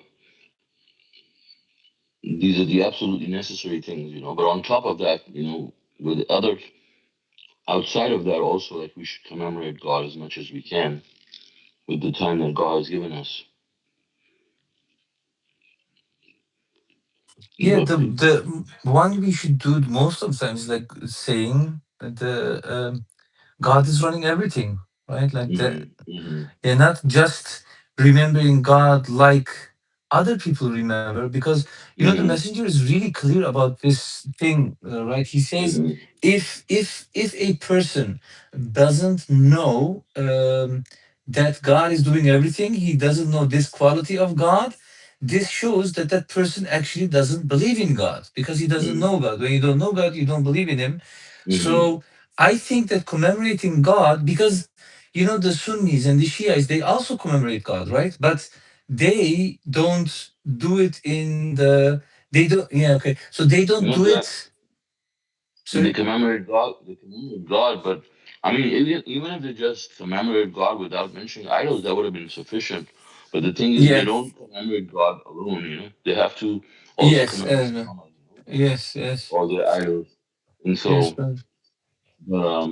But of course, I mean, you can what the messenger talked about with saying God is doing everything. I mean, Hmm. if you have to understand that too is part of knowing God, you know. Yeah, and he And says if you he don't did it to understand me. this or accept this, Yeah. then you don't believe in God. Yeah. Yeah. Exactly. So it's important basically to remember God. I mean, you can say God is doing everything as a zikr. You can also remember God by His other qualities, you know. Of course. And Of course. but the idea is that we have to. God says to God belongs all the beautiful names. So Hmm. we should know that God as much as possible, you know, including saying God is doing everything and making that to zikr is important too because it helps you remind you um, how God is running the world and mashallah. Yeah, how to submit. mashallah. Yeah, Um, like there was yesterday I was I had to I mean I was telling myself that because I was in the lounge line, brother, and I was at the mhm, airport. mhm, And then I was up. Like I think two people cut in front of me, but I was in the wrong line. But I was still in front of the other people in the correct line. Like I was on the waiting mhm, list. And then the mhm. lady said, "Oh, you have to go on that line." So I had to walk all the way back. But then I was just like I guess my companion was like, "No, no, no," like like kind of like Mhm, mentally huff and puff, but like I just kind mhm, of turned around and then put my head mhm. down, and then like everybody heard and saw me, like, oh, look at this guy has to go. Yeah, that happened to So I just me. walked. Well, Yeah, that happened yeah, to and me then there about was a another week. Yeah, yeah, yeah, exactly. Yeah, these little things, and then there's another person that Mhm, like, I mean, I don't know, maybe they kind of cut two people, but like the lady mhm, called them up, but I was just like thinking about really the thing that helped me the whole time was like remembering that God is watching me recording and want to mhm. do be good, and like be appreciative that I even have a lounge to Yeah, go to, instead of like, yeah, what if I was yeah, like hungry with no money in my pocket yeah, and I didn't have any yeah. lounge, or my plane, was like, Mhm, was gonna be arriving the next day. mhm. I'm like Yeah. I was it gonna helps say, to think about these things. Uh-huh. I was gonna say, if you guys want to practice God is owning everything, come to Morocco and drive, Oh yeah. Is it that bad? Yeah, Yeah, from what he Uh, said, he's told me it's really like it's like life yeah, and it death. is. Yeah, it's like I have like 90% of my drives, I have like near death experiences, Mm. wow. Every time, like, Uh-huh. yeah, but it's like defensive driving. You have to just be on the defense all the time. Just anybody can come in anytime, cut you off, and like really narrow escapes. Hmm. Everybody has to just really be But still, it on works. guard. Like, But huh? still, it works because God is doing it. Yeah, yeah. Uh, I mean, yeah, but I mean, yeah, but bad things do happen. Like yeah, you yeah, don't of deserve course. it. You don't deserve it, then it's not gonna happen.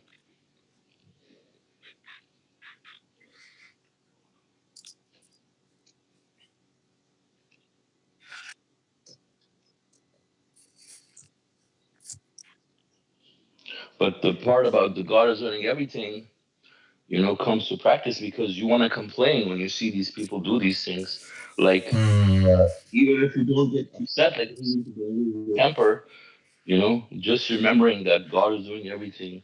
A woman cuts you off or a guy cuts you off. Like, there are Hmm. people on motorbikes that Hmm. that will just do whatever they want. Like they don't care about any of the traffic laws. They will not stop at any lights. They will not follow any lanes.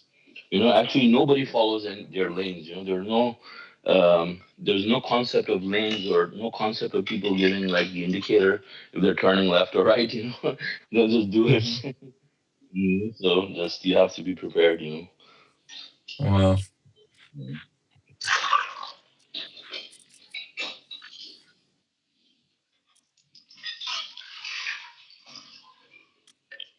Yeah, I've heard Egypt is worse.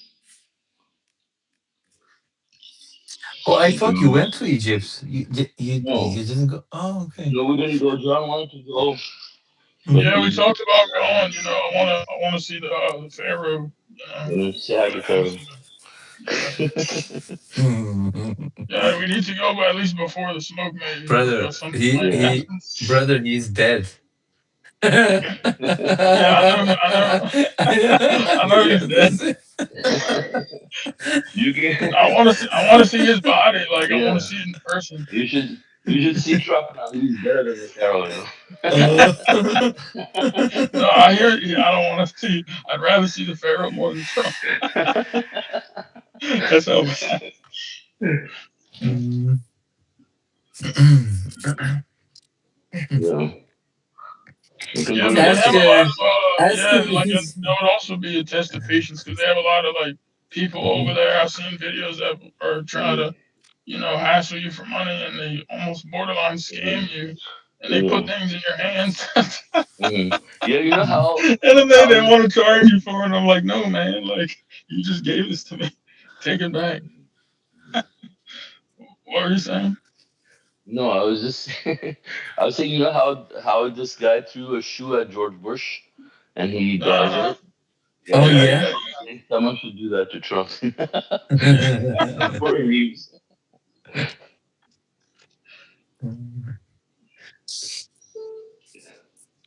Yeah, when you go to Pharaoh, ask him if Yeah. he still thinks he's God.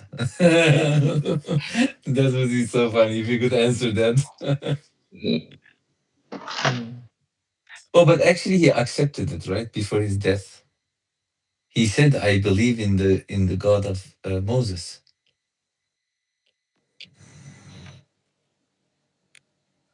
just before he died.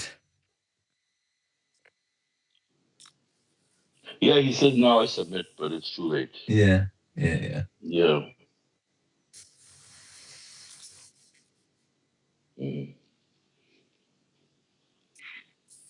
Yeah, technically he could have like because the footnote said he didn't grow his soul. I mean, he was wicked. He's an evil soul. But his soul was probably so much in the negative, even a little bit of positive, that maybe growth was probably just didn't even count because it was just in vain too. He didn't actually believe, just like the people, and the retribution and the day of judgment comes to them, and then it says now we believe. Or like the people that call on the angels to appear to them. Hmm. Well, everybody's going to be a believer then. Mm-hmm. So if you're believing at the time of death, it's like it's not like Mm-hmm. genuine or sincere submission and devotion to God. It's just you're just trying to escape. But like Mm-hmm. if you were sent right back, and then he would like go back to being a tyrant. Mm-hmm. Yeah, also if he was a good soul, the God would give him that time, that Right. he did that one would Hmm. use. But God knew that Hmm. he Hmm. wasn't.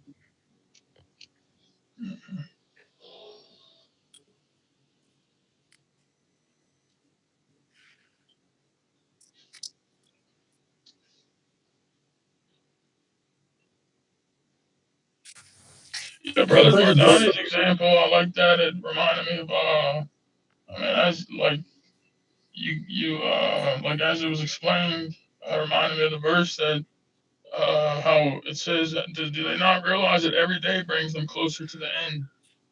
You know, like I even like ask people, I'm like, man, do you even care? Like, but I think most people they just don't pay attention to it, or because everybody else around them, like all the other humans, are like kind of going about their lives completely oblivious. It becomes like a norm, or it becomes like a sense of like comfort. I think just like they're all just kind of following the crowd in this respect too. You know, but Mhm. Yeah, that's most people all. they don't think about death. Most of them don't think about it. They don't want to think about it. Mhm. Yeah, like the Jews that they're the most covetous of life. Even if given 1,000 years, it wouldn't be enough for them. Hmm. Yeah, And they they. don't, they don't long for death in the sense of like uh, wanting to return to God or wanting to prioritize in the hereafter. They don't long for death, like in that sense from the verse, because of what their hands have sent forth, because they know like the evils that they've done. I guess maybe subconsciously, uh, they're aware of their crimes, and so that's why.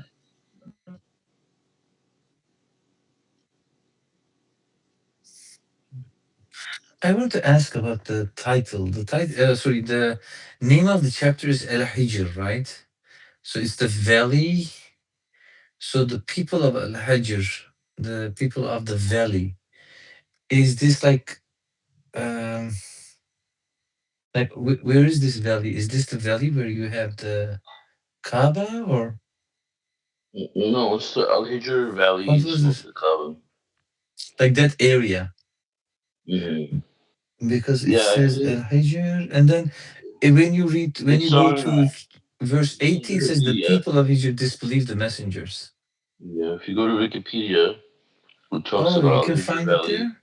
Yeah, it's a World Heritage Site for by declared as a World Heritage Site by UNESCO. Hegra. Yeah. Ah, Hegra. Wow, but this is in Mm. Saudi Arabia. Mm. Oh, okay. You can see how they carved the homes in the mountains, Ah, I see. mm, like palaces almost. Mm. Yeah, and they also disbelieved the messengers. It says the people of Al Hajr disbelieved the messengers. So God sent multiple messengers to those people as well. We give them a revelation, but they describe that they used to carve secure homes. Oh, it says they used to carve secure homes out of the mountains. Ah, Mm. yes. Yes, definitely. You can see that there. Yeah. It looks nice. You can get some ideas for a construction project. Yes. This is also a different way of, doing construction. It will stay for thousands of years. Wow. So like this would take a lot of time. Or they had some. Do you think they did this all by hand, or they had like some machinery, or The tools, probably. yes, certain tools? Mhm.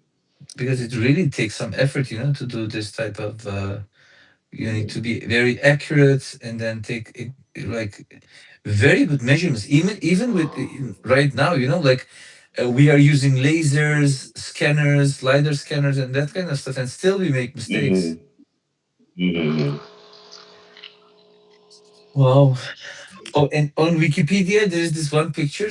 They started carving it, and they stopped. Mhm. They couldn't finish Mhm. it. Mhm. Wow.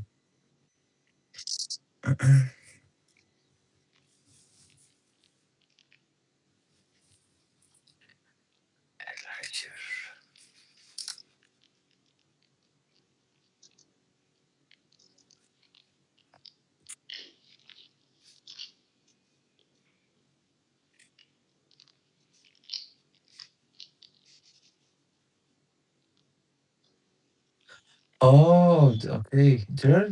Oh, they made multiple.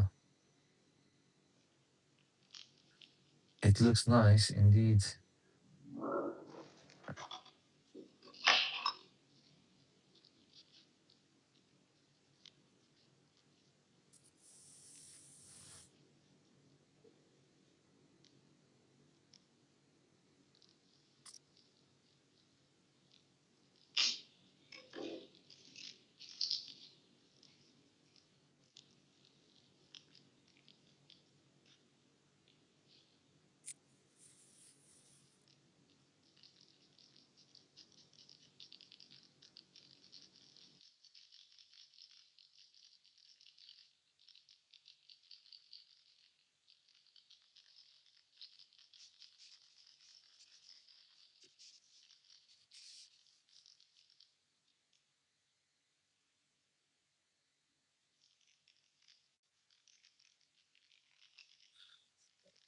Yes. Are there any other off-topic questions or questions about the verses we have read?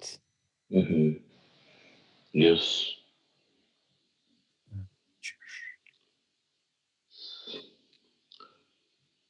And absolutely we will preserve it. Hmm.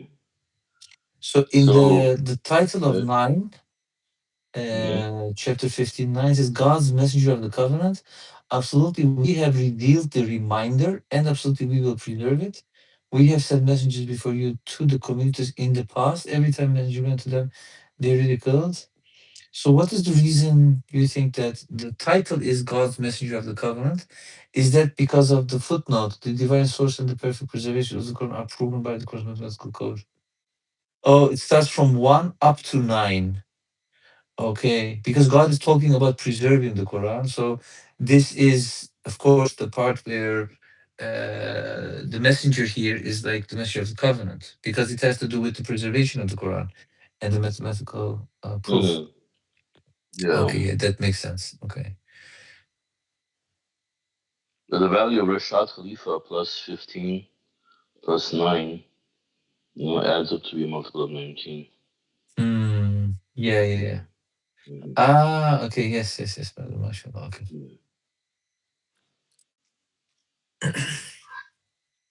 Yeah, this is also, I think, another important thing that I think this reminds me of is when the messenger, for example, um, we can see as an example that when he talks about the miracle, like for example, you find a verse and it adds up to be a multiple of 19 somehow, like it means something, like for example, when God says, I created the sun and the moon, and then you say, let's say there's a verse, I'm just making it up. So there's a verse, God says, I created the sun and the moon, and then someone says, oh yeah, if you add the surah number and the verse number, it adds up to be 19, and I'm like, oh wow, that's amazing.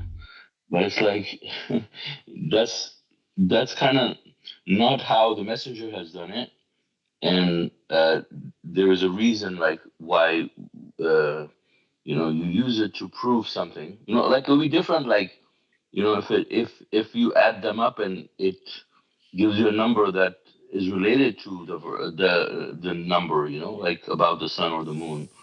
Or let's say you talk about the God says the moon has split, and you see the surah number and the verse number, and it has the same minute number and the second number as the actual moon landing itself, or when they left, or whatever. So you connect them. So you mention these numbers.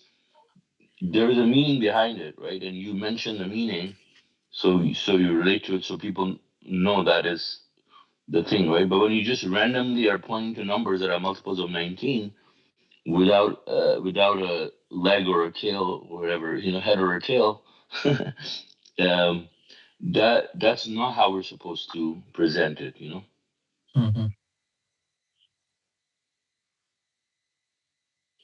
Yeah, because you can find so many multiples of 19, like, Hmm. but then it would Hmm. be, like, you remember um you had these people, they were just with their names, like you can find many names that will end up Hmm. with the multiple of 19, Hmm. so that doesn't mean anything at Hmm. all. Hmm. It needs to be interlocked, right, Hmm. with the Hmm. message and with all that comes with Hmm. it. Yeah.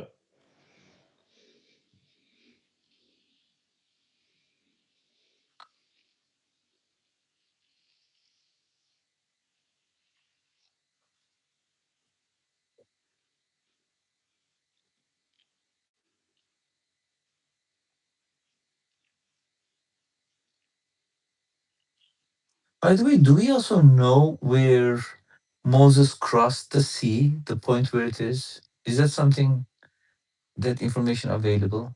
The I point was where it is. What do you mean? in the place where they crossed the sea. It was was it the Red Sea, or was it the Gulf? What was it? Yeah, the Red Sea. This It was the Red Sea, right? Okay. Yeah.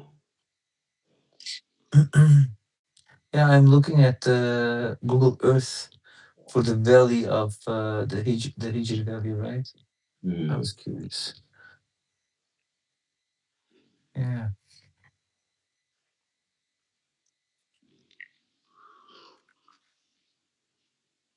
You have still scientists who are looking um, for Noah's Ark. Mm-hmm. They're looking for it. Yeah. You know this.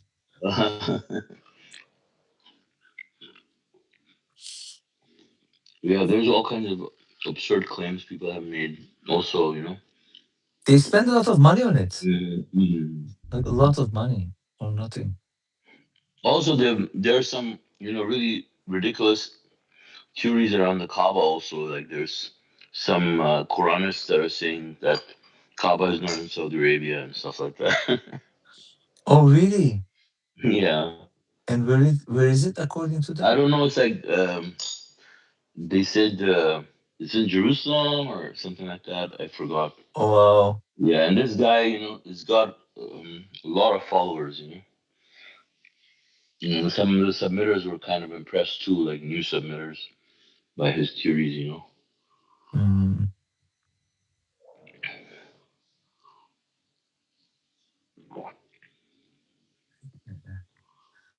people have crazy ideas. Hmm. The Chaim. What is the Chaim? What? Chaim. No, Mardanis was. What is the Chaim? Oh, does he mean Ahmed Al Hassan? Salam alayh. No, really. Oh, yeah. So, Hmm. like, I have.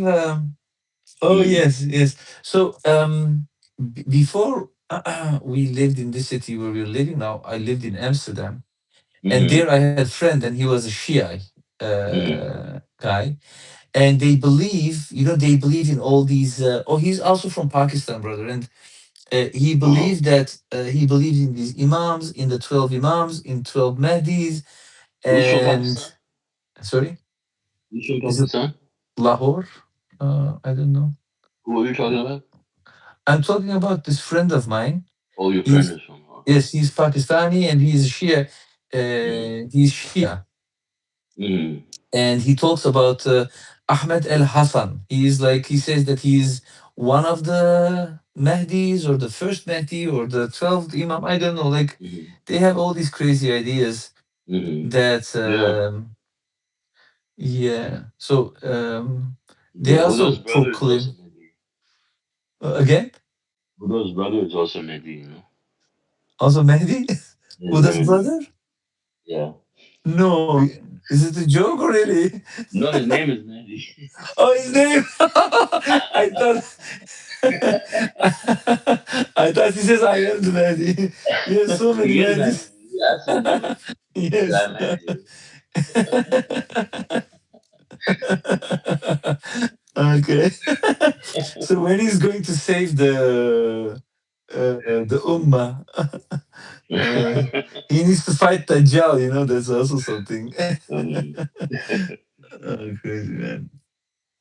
Yeah, like they say, you have these imams, and then uh, the the one who is the right one, he will come with the will of the prophet. You heard about this? The will of the prophet? the will of the prophet. Yeah, the will of the prophet. So when he was dying, he told the Uh, guys, "Hey guys, bring me pen and paper, and I will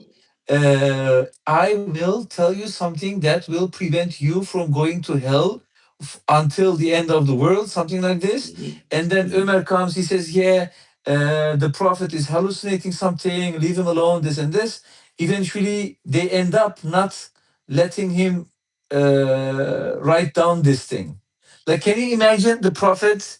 He received the Quran, he's receiving messages, and then you have all these people following him, fighting with him, and then they conquer Mecca, and then you have this community, and then the prophet is almost dying, and then he's telling to those people, I have one more important thing, like this is one of the most important things before I die, I need to tell you guys. And then Umar is saying, yeah, well, he's hallucinating. Quran is enough for us. You don't have to give us more information. And mhm, then eventually they end up not writing it down, but uh, after they leave, Ali is there, and the prophet tells Ali what that certain information is, that will help them. And in his will, he says, "Oh, Ali, when I die, then you will be the leader. And after me, Hassan Hussein, after you, this, after this. And then the 12th Imam will come after the 12th Imam. The Mahdi will come, the first of Mahdis, and his name will this, father's name will this." Like so long, Mm.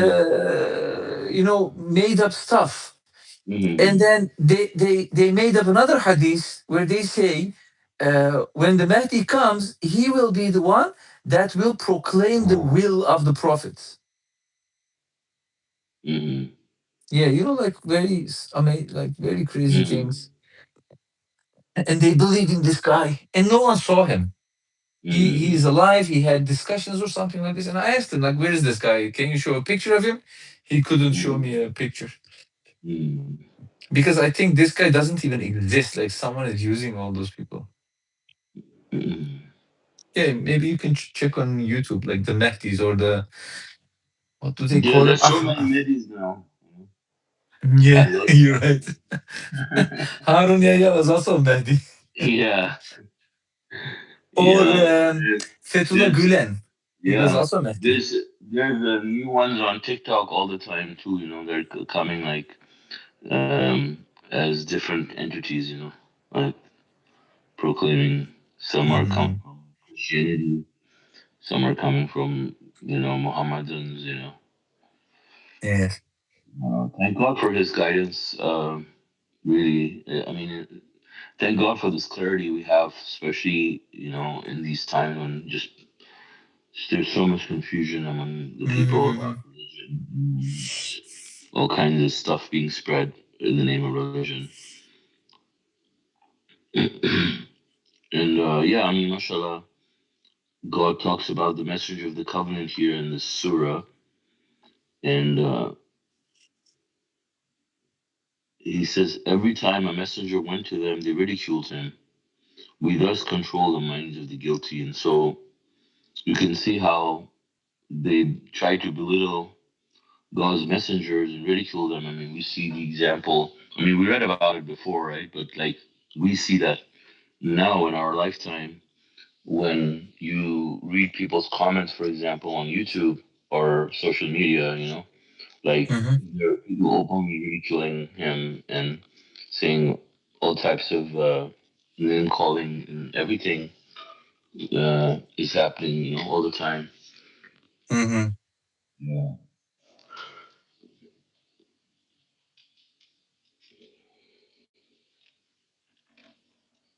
But mashallah, it's a blessing from God that He allowed all of us to accept the truth. That we were not blinded by these other people. Oh yeah, Or Alhamdulillah. seemingly intelligent people. Who just get stuck in their egos and just be blinded. By this stuff. Because yeah, it's hard to accept another human being as a messenger. Because like God says they say why did the message come down to him instead of us, Mm. right? Like what's so Brothers, special about him? yeah, like from my point of view, it was not really difficult. It was very easy actually. I don't know Mm-hmm. why, but the when I watched the interview, and there Mm-hmm. he said he was the messenger. Like in my mind, it made so much sense. Mm-hmm. Like I thought, yeah, of course. Like it would be very strange if it wasn't actually. Mm-hmm. Like because when you look at the data, when you look at the information, like what comes there, this is like. And this is one of the other things, brother, is actually that this miracle is the ultimate miracle, right? Like this Mm-hmm. proves also the previous miracles, and these miracles you can witness it today, but also tomorrow. But you can witness Mm-hmm. it here, but also like in Japan. Like it doesn't matter where you are. Mm-hmm. Like it's very amazing. Like the system that God has created, it, right? So then that's Mm-hmm. why I thought like, okay, this definitely like it makes so sense that this is, and then it gives you actually a relief. But I can imagine most of times when you when you worship Muhammad, especially, right? Most of the Mhm. people, Muslims who call themselves Muslims, they are actually Mohammedans, right? They worship Muhammad. Mhm. So when Mhm. you say, when you talk about Rashad, actually, the first few days when I was preaching and then telling my family members, my friends about Dr. Rashad, they immediately thought as if I don't believe in Muhammad and I believe in someone new. You know, like Mhm. it came to them as if I'm denying Muhammad. Like when you accept Dr. Mhm. Rashad as a messenger, basically you are saying, yeah, this most important person in your life you worshipped for so many years, the very most Mhm. important person, that's actually not the last one. There is another one now. So then Mhm. it comes to them as if they need to, like, okay, but we are worshiping him, how can we stop worshiping him and now start worshiping someone else, right? Because in their minds they need to worship the messenger. Mhm. Yeah, so yeah. And we're very lucky, of course, brother. This is really, when you think about Mhm. and the messenger says that too, right? He says that we were just in time, like just on time. Mhm. Mhm. And of course we are not saved yet. This doesn't mean that, like, oh, Mhm. we are saved and okay, But at we can least do we it. got to the starting point. Yes, yes, mashallah, yes. At least you're the Let right me. place. Like, it's like you have a flight. At least you got to the airport. Yes. Yeah. I have a bigger chance of getting going into Yeah. the plane. Yeah. Yeah. But when you really think about it, brother, like really think about if we would have, after the mistake that we made, we would now be in hell, right? If it was up to the angels, right? Mhm. Like, and then we got this chance, and now we have the opportunity, and like we don't know how long we are going to live, and we had this is the Mhm. last chance that we have, and Mhm. like it's actually very, when you think about it, it's really risky, like, right? Like Mhm. it can just go away like that. And I have seen in my Yeah. family members people who died after receiving the message. Like one of them Yeah. is my grandfather, my mother's father, Mhm. and he was Mhm. like a well-known imam in the area. He came to Europe and he Mhm. went to mosque. This guy, and I always thought of him as a person. And he studied in Al Azhar University. He graduated from Al Azhar. So I always Mhm. thought of him, and everyone actually, when you mention him, everyone thinks, oh yes, that person. He was like really, how do you say that? He was alim. They say, oh, he was an A alim, like scholar. yeah, Scholar. scholar. Yeah, he's always a scholar, this and that. But brother, after sitting with him and discussing certain topics with him, Mhm. like Mhm. I was so shocked that Mhm. he didn't know, like, very basic, like he didn't know certain verses. I told him Mhm. so many verses in the Quran, and he said, no, it's not Mhm. from the Quran. And then he said so many things which were not Mhm. in the Quran. He would say, yeah, this is out of the Quran. And I was asking, like, okay, this is not in the Quran, but show me, okay, if you Uh-huh. really say. He couldn't Mhm. show this. Then I saw, Mhm. like, what, all these years and all these people think that this is a scholar Mhm. knowing so many things, while Mhm. actually they don't. Like, Mhm. yeah. These are scholars of Satan. Yeah, definitely, yeah. Oh, but Mhm. they know a lot of hadith. Okay, that I Yeah. must. Uh, I need yeah. to say for Of everything. course. Mhm. Hmm. They And only, yes. most of them only care about the hadith, They don't care about the Quran. You Yeah, know? yeah, they don't care about the Quran. That's right. Mhm. Yesterday, we had visitors, family members, and like there were some people. They were how do you call this? They follow. They call it the tariqat. Do you know that? Heard about that? Mhm. Yeah, the tariqat. So they are those followers. So, but these Mhm. people The were like, Sufis. yeah, those Sufis, that type of people. Like these are Yeah. like a little bit more simple people, not really educated. Mhm. But Mhm. what I saw was, when I was talking, of course, I'm giving all these verses from the Quran. I said, in the Quran, God says this and this and this and this. And every time when they were saying certain things, it was always a hadith. Always. Mhm. Not Mhm. even one Quran verse where they could Mhm. say, okay, but God says in the Quran this, like, Mhm. but they could mention so many hadiths. And this shows Mhm. that when you go to those certain places, these people, they only talk about the Prophet, the Mhm. Sahabas, the Imams, the this Mhm. and the that. Yeah. The only verses they really like to talk about are the ones that they abuse to idolize Muhammad, you Yeah, follow the messenger. know? You need to follow him. Of course. Yeah, it's Yeah. amazing. Like, they Mm, used to talk about the verses, for example, that glorify God. They hardly ever talk about it. Even if they do talk about it, then they have to mention Muhammad. Muhammad Mashin, yes, Like definitely. like try to find online, any song with God alone, Mm-hmm, from the Mohammedans, where they don't mention Muhammad. mm-hmm, Like I looked in the beginning, like I looked looking for verses with God's attributes, the ones where they mention all the names that they can find in the Quran, which they can't find more than 99. mm-hmm, You see all that, and then they have to mention Muhammad at the end. They have to mm-hmm, spoil it at the end. You will not find one without Muhammad in it. mm-hmm, mm-hmm. I did a test with my mother. So Uh-huh. so what I did, brother, was I said, I asked my mother. I said, "Mother, can you please say just only La ilaha illallah. Just say one time, like only La ilaha illallah. It's very easy, right? Mm, Like it's not really mm, difficult.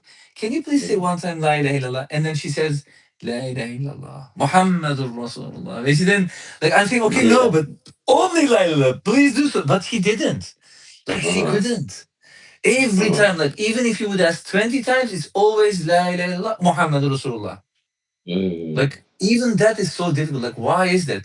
Because I think they mm, think by not saying Muhammad Rasulullah, they think, oh, okay, mm, now I'm denying Muhammad, so I am not mm, accepting him, and then I'm becoming a kafir, and that type of mm, stuff. mm. Yeah. We were talking with Mardani about, like, we said, what is the reason that certain people, they found it very difficult to um, to, because we were Sunnis at the time, right? Mm, We were also saying, when we heard the name Muhammad sallallahu alaihi wasallam, we thought about him, and then we read books about him, stories about him. It was all about Muhammad, Muhammad, and Muhammad, and the Sahabas and that kind of stuff. Like I am not. I don't come from a place where people are like submitters. No, I come from a place where you have very radical Sunni people. I went to an Islamic, what kind of a school? Like the first school you go, madrasa, no, no, no, like the kindergarten, normal school. No, after kindergarten, the kindergarten. After the elementary kindergarten. school. Yeah, the elementary school. Yeah, this was the first elementary school here in Amsterdam. Mm-hmm. Like it was an Islamic school. Like you have a Catholic school, you have also like an Islamic Uh-huh. school. And then we Mm-hmm. had the mosques here. All these people coming Mm-hmm. from all around the world. They Mm-hmm. come here, they find a place, they make a mosque, and then they will come there, and then Mm-hmm. they, Mm-hmm. because they live in a country which is not a Muslim country, Mm-hmm. they are more connected to like the mosques. So, Mm-hmm. we were every day in the mosque, talking, reading. Like I have so many friends, and I invited them, I told them about all this thing, I showed the videos, etc. But like none of them accepted it. Like, but I come from the same culture. I received the same information as them. I grew up with the same information. We went to the mosque, etc. So, but in my case, it was always like, why is the prayer different? Why do we have so many different halals and harams? And it was like so chaotic. Like when you accept the hadith as a source, then you can bring evidence for everything. Like someone says, okay, this is haram. You say, okay, what's your evidence? He can show you a hadith. The same thing, another one can show you a hadith where it's not haram, then it's halal. Like so Mm-hmm. crazy. But yeah, uh, for certain people, it is sometimes very difficult. But it's not because of the situation. They can't say, "Yeah, I didn't accept Rashad, or I didn't do this because I was influenced by my parents or my surroundings." You can say this. It's going to be a mutual blaming at that time. Mm-hmm. Yeah, they probably cringe at it. Like the verse says, when God alone is mentioned, they hate it essentially. Hmm. They turn a verse, like it makes them allergic. I mean, I've even kind of seen this with Christians too, maybe to different degrees, but they almost think like if you just mention God or you call Jesus a prophet, like you're blaspheming or you're criticizing Jesus or something, which is definitely not the case. You know, or you don't love Jesus, right? They just can't. They can't handle God alone. I mean, there are a lot of. I mean, I guess it depends who you're talking to, because there are Christians that are perfectly okay with that, but then they still like prefer when it comes down to it to have Jesus with God. But it's still all satanic. It's all bad, and their religion is not. It's not going to be accepted. I met someone, by the way. First time I met someone who was a Christian, and she didn't accepted Jesus as God. Did she think that he was his son? Because there's two No, types no, or no. there's multiple Yes, types. no, no. She said it's not his son. It's not his son, and he is not a God. He was a pro. She said he's just a prophet. He's a human being, just a prophet. Uh, Did where you where ever did you meet her? hear? Like she's a Dutch woman, and there was this Subhanallah. project where we went, and then uh, and there's this designer that I work with. She knows I am a submitter. I talk about submission. I tell her about submission, etc. So then she told me, she said, "Do you know Jaffer? Maybe she's a submitter too." I said, "Why do you say this?" Then she said, "Yeah, she's a Christian, but she doesn't believe that Jesus is God or the Son of God. She believes that he's just a messenger." So because you can't really find a lot of people who believe in that. There are not a Uh, lot, but yeah, I I mean, they're found out that. there. Like there's websites like, or this Mhm. was like probably 10 years ago, but Jesus's words only or something along that lines. Which there's a. I mean, it's founded I think by people who expose Paul. And then they Mhm. just follow, when you just actually follow what Jesus said and not what Paul said in the New Testament, you're actually be like, oh my gosh, this is the same Ah. as what the Mhm. Quran is saying, you know. And the Mhm. messenger was also very clear, like he was very well enlightened, like how Paul was. He mentions it too. It's in the footnotes and stuff. Mhm. He's the founder of Christianity. Mhm. So Yeah, well, that's amazing. Like I didn't yeah. I want to talk with her actually. Like we actually started working together. She's basically, how do you call this? They sell houses. They agents. You call them agents? So she reads the Bible. Like, what is she? Does she? That must Okay. mean she can't believe in the Trinity either. Yeah, she doesn't believe in that. She doesn't believe in Trinity. She doesn't believe that Jesus Wow. is God. But we were in a project. There was this house that needs to be sold. So that this was just a short moment. So I couldn't really go into details. And we were at work, let's say, So, And she and never read the Quran, too, though. Huh? yeah, I don't think she read the Quran, but and the Okay. moment when she said those things, it reminded me of, we have these verses where God talks about the people of the book, and God Uh, says when they read the book, they know that it is from the same source, like they recognize the Quran. Yes, like this was something I thought maybe if she would have read the Quran, she would understand and know that it's from the same source and would accept it. But I'm going to do this in the future, God willing. I want to ask her when we have more time and go into more detail. Because like I never saw a Christian saying yeah, that, it's me like neither. It's mm, especially maybe it's more common there, or maybe not, but it's very mm, hard to because they're so mm. just so indoctrinated. Yes, and there's this young guy who he has YouTube videos where what he basically did is he opens the Bible and he starts reading from the Bible from the beginning until the end, and it's live on YouTube. Like he does this in 15 hours or like 20 hours or a few days. I'm not really sure about how long. And after reading the Bible, he does exactly the same thing with the Quran. And then, basically what in the end, after reading the Bible, he said, but, I've read the Bible and my conclusion is that Jesus is not God. He doesn't say that he is God. You need to follow certain rules, etc. And he is sent as a messenger to these people. He never claimed being God, right? And then he reads the Quran, and in the Quran he says like, after this, it's really clear to me that it comes from the same source. They are basically saying the same thing, but the Quran is more clear, more direct. It doesn't go into like it takes a shorter turns. Yeah, it's easy to understand. Like Yes, in it's easy. Yeah, that's that's yes, that's what he it said. makes He said. sense. It makes sense too, because like this one thing that when I saw the Messenger's translation, it was the first Quran that I listened to and read.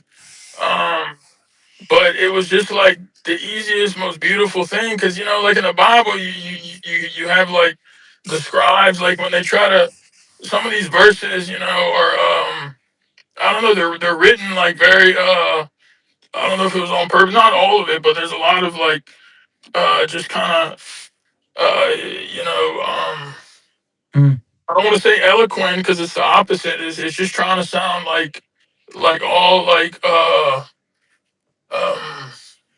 I don't know, intellectually philosophical. Like so some of the a lot of it's and that's why too. You have so many preachers and pastors that like cherry pick things to try to convince people that the Trinity is real or Jesus. And then he's like, well, no, what about this one in Romans or this verse in Luke or even the Old Testament, where it says God never changes, and it says God is not divisible. And so when you tell them like this, the Trinity is false and it's nullified by the one in the Old Testament Deuteronomy, and they just like, oh, but then Is they there just I don't know, they say different things, but yeah, they cherry is pick, they don't read it. is there a verse where it says God is not divisible Yeah, in there's. the I think Bible? it's in the Old Testament. I think in Oh, Deuteronomy okay. or something. I'd have to look it up.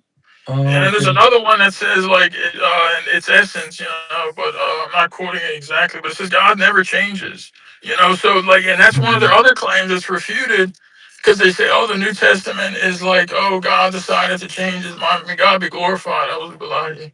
Ministry on your shit. Mhm.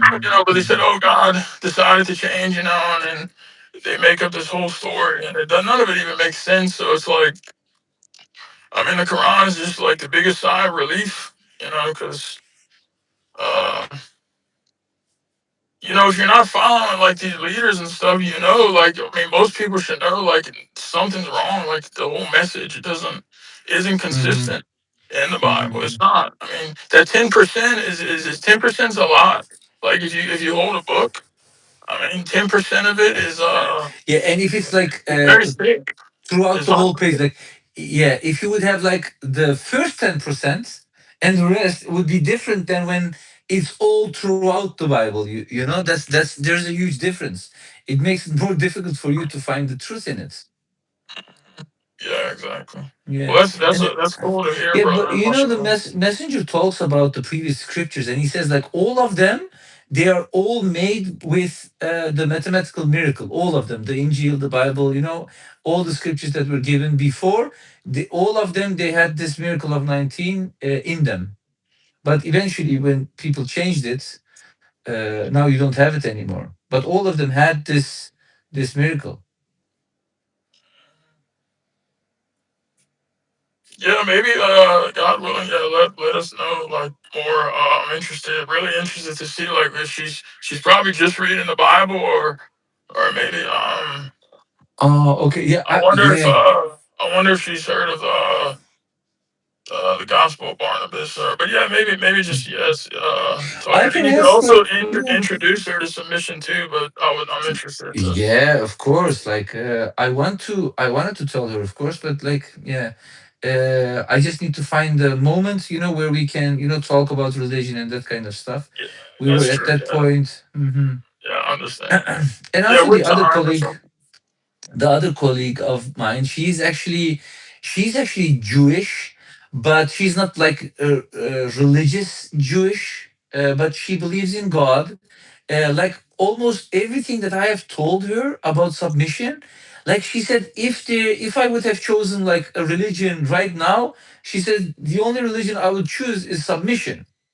and she believes in certain things. She really listens to it. Um, yeah, and I see that she understands certain things, but she's still not in a point where she just, like us accepting it, and then it's a little bit different. But So I want to talk she with can't accept it because she's not religious. okay, are we talking about the Christian one or the Jewish one? The I Jewish think one. Jewish. Yeah. Yeah, like actually, she like almost everything that I've told her, she didn't say that she is not believing in it. She said to me like that this is really different, and everything that I told her made sense. Like I was talking about, for example, 2 days ago, she said, "Jaffer, why?" Um, I was talking about, everything that bad happens to you is because of yourself, and everything that good happens is because of God, right? Or I Hmm. was talking about giving her information about like when you do everything according to the rules of God, you follow God, then you are in His kingdom, so you are being protected, right? And then she was Hmm. asking, yeah, but why then did your daughter became ill? She was ill for 2 weeks. And then she was Uh-huh. asking that kind of stuff. And I, explained to her how the system in this world works. You have certain things, Uh-huh. etc. But like me telling her certain things, she's not the person who's going, she's not objecting, she's Hmm. accepting it actually. She works for you, right? Yeah, she's one of our designers. Right. So I mean, the thing is, there's also uh, a certain level of respect where like certain people. I'm not saying that. I mean, I'm Okay, not I saying understand that to what you mean. cast doubt. But like certain people will get along with you. Like for example, like I had this experience with my sister. Mhm. She turned out to be the worst sibling, but everything I said to her about the message, like she went along with it. She's like, yeah, yeah, that makes sense. But she was only, yeah, but she was only doing it. She was only doing it to just get on my good side. Yeah. So that she could gain my trust. It had Yeah. nothing to do with God. And the fact that she sees a relationship in you being, someone that is an important piece of her provision in this case. I mean, Yeah, that makes sense, man. she's not gonna Yeah. like, yeah. But I So want to believe that she's more you sensible, have to that be she's a careful. nice person. Yeah, yeah. I know what Brother Suleiman's talking about. There's like a person I work Yeah. Yeah. with that Uh-huh. like I help a lot like with work stuff. Hmm. He always has questions, and he was the same way until Uh-huh. like I realized, Hmm. like until I really realized he's just doing that, and then I Hmm. quit giving him the message. Hmm. Yeah, but in this person's case, I think to be fair, like I'll if ask she's asking Mardani. you, Yeah. yeah, yeah. I'm saying in Mm. this person's example, like the fact that she's asking you these questions, Right? like about your daughter and Yeah. stuff, maybe it's not the same case. Maybe, Right. you know? Yeah. So Yeah, I I mean, think she's trying to the understand, I possibilities, think. yeah, but I mean, Mm-hmm. possibilities is there. Just Uh-huh. it could get better, but it also gives you some leverage to discuss it with her. She's not just gonna Yeah. dismiss you immediately. Mhm. And Yeah, yeah, it's different than look. For example, her husband, like he was mm-hmm, immediately against it. He doesn't believe in God. He mm-hmm, thinks it's crazy. This, and mm-hmm, then when mm-hmm, you go on with him, he's like crazy, and then he can like discuss mm-hmm. this in a very hard way. She's also Uh, Jewish. yes, they are both Jewish. Yeah, Mm-hmm. yeah. The guy Yeah, is Argentinian Jewish, and husband sounds more Jewish than her. more what? More what? I said the husband sounds more Jewish than Oh her. yeah. No, Is she's she a not Zionist? Zionist, Yeah, Marvani. there's Why are you nothing. saying that? Is she a Why? Zionist? No, she's not. She doesn't agree. What? Uh, But okay, so Marda, no, really? Because I know Oh, her. yeah, but okay. So the thing is, Mardani is really good at reading people, right? And I am Mm. like I don't have the talent. So, and all the time he listen, is okay, He's but he interacting with her really, more probably. yeah, Yeah, see, what? his interaction, her interaction with him could be very different than her interaction with you. Because maybe Wow. he doesn't see him in the same light as you. Okay, I'll talk with Mardani about it. Yeah, yeah. Oh my Because god. Ask her if she's a messianic Jew or like she's messianic. What does that mean? What does yeah. that mean? I think that's like the Mhm, Jews. I think that are agree like in mhm, agreement with the mhm, Christians. You know, we had when I was a kid, mhm, they had like this lady was a mhm, Messianic Jew and didn't find anything wrong. Like mhm, a lot of the Jews in Israel and other places, they actually hate Jesus and they look at him as a false. You know, I mean, they're the same ones that when he came to them, they disbelieved in him. You know, the Pharisees and mhm, Sadducees, but the Messianic Jewish people are, I think, like much mhm, better. They're not Zionists. They're, I mhm. believe, like they're righteous. Yeah, John Madani says, if things get hot, you will see her true face. No, come on. Oh, Yeah, no, it Sorry, I'm happens. laughing. It happens. I've met people. I've met people that appear to be nice and stuff. mhm. But eventually they show their true faces. Like I'm talking about Jewish people.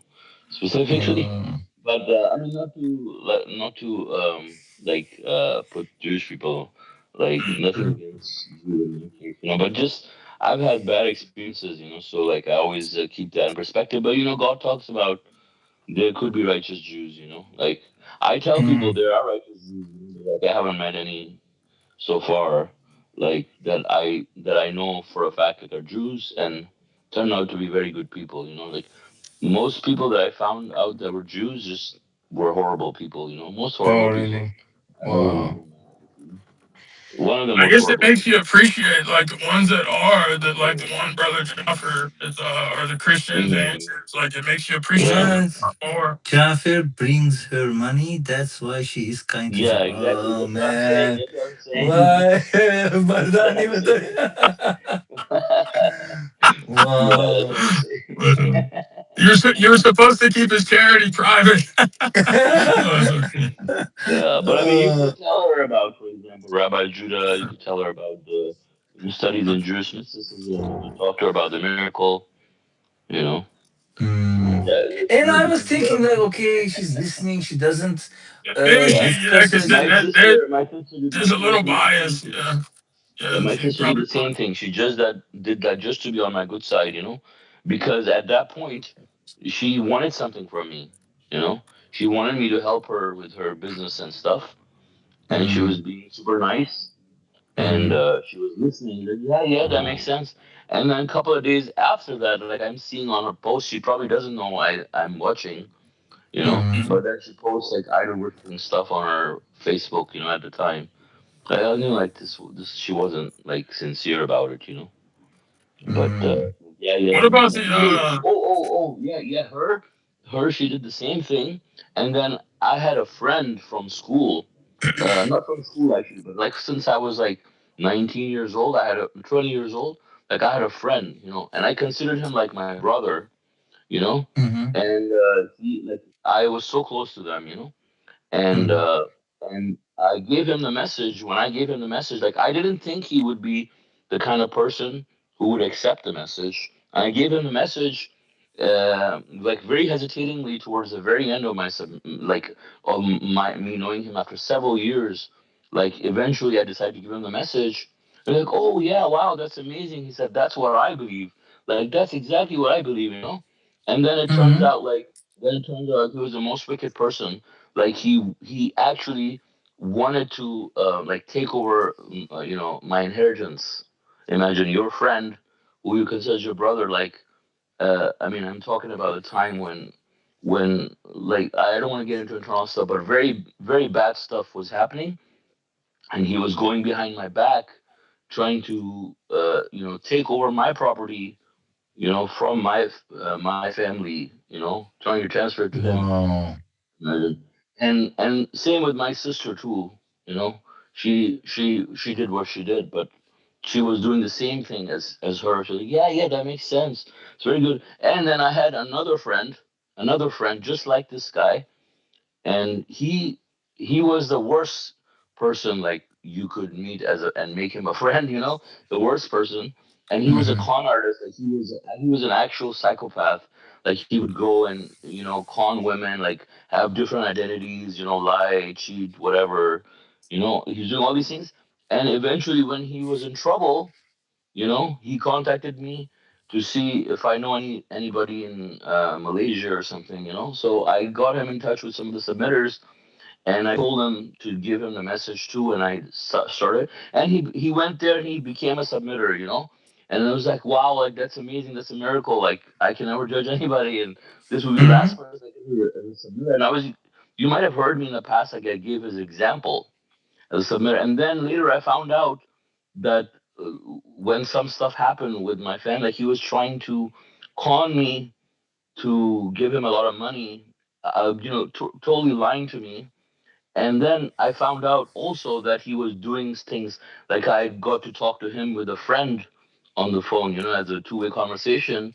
And during that conversation, what came out was that he was drinking and doing all these things after several years of pretending to be a submitter. Like he was just using it as a way to take money from submitters. So so he Wow. was just that was just like he was doing a Hypocrite. cover up. Yeah, hypocrite. Like true hypocrite, like just open hypocrite. Like he was Wow. like, and when I confronted him, I was like, I said, you say you're a submitter, like you're drinking and stuff. And you know what he said? He said, do you know how many people I feed after the Friday prayer? What? What? Did he ever say? Huh? What? That's crazy. Oh. Okay. Yeah. So, okay. So then you can also kill someone because you help people out? Like, oh, crazy. Yeah. Yeah. So I mean, like what I'm saying is, I But mean, that's a whether lie you have, too, of course. He's not feeding anyone, brother. Come on. Even that's a lie he's telling Yeah, I me. mean, he's probably lying yeah, about it too. yeah, Yeah, of yeah, course. yeah. I mean, I think like we find it like we probably find it hard to believe like there's such Mhm, wicked, evil people that would do something mhm, like this mhm, insane. Like how I Mm. mhm, can't we can't even fathom it, and that's why I think mhm, we can get tricked sometimes, because we mhm, take people at their word, and like there's no way mhm, this person could be this bad and this mhm, evil, like to do this, lead me mhm, on, take money, and then like yeah, mhm, that's so bad, like trying to take somebody's life savings and mhm, all these other things. mhm. Mm. Yeah. So I just had one last. So does the Christian lady? Does she work for you too, or that's different? No, she has his own. She has her own company. She is. I think you call them agents, right? Like people who sell houses. Hmm. What? Consultant, What? What do you call them? Consultants? consultant. Yeah. I'm gonna check. Wait, Sleman. What? No, I mean The she has her own business. translation. Her own business. Yeah. She works Oh, as an independent agent. realtors? You're saying that they Realtor. sell houses? Wait. Oh, broker. Yes, I found it. Oh, It's Right. called a broker. broker. Yeah, she's a broker. Yeah. Mhm, mhm. So there's So this yeah, one. Yeah. she's probably knows about the Council of Nicaea. I mean, yeah, she's probably Mhm, knows about Paul real well.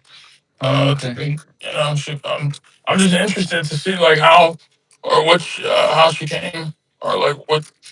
yeah, But yeah, brokers, yeah, I man. understand. Like you have to work like nothing. Don't like Yeah, if it comes up and it's correct, like make an Yeah, yeah, I'll honor. talk to yeah, her. I'll ask about it. Yeah, because I wanted to know, like it's the yeah. first time I see a Christian who doesn't accept Jesus as God or Son of God or anything like that, and accepts him as a messenger. Like I'm thinking, okay, Mm, that's different. So, but I'll talk to her and ask her yeah, So, questions about it. so yeah. Yeah. Madani said real estate agent. Yes, real estate is right. Realtor also, we say realtor. Yeah. Mm-hmm. Mm.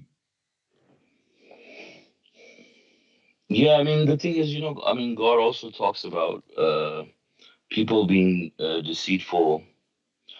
And I mean, not to say everybody is, but, sometimes when we give the message to people, like Mm-hmm. they may be polite to us, they don't, but they don't care. Mm. And so, like a person telling you, for example, yeah, if I was to accept religion, it would be submission, but I'm not religious. So Mm. that's like Yeah, the yeah, yeah. solution.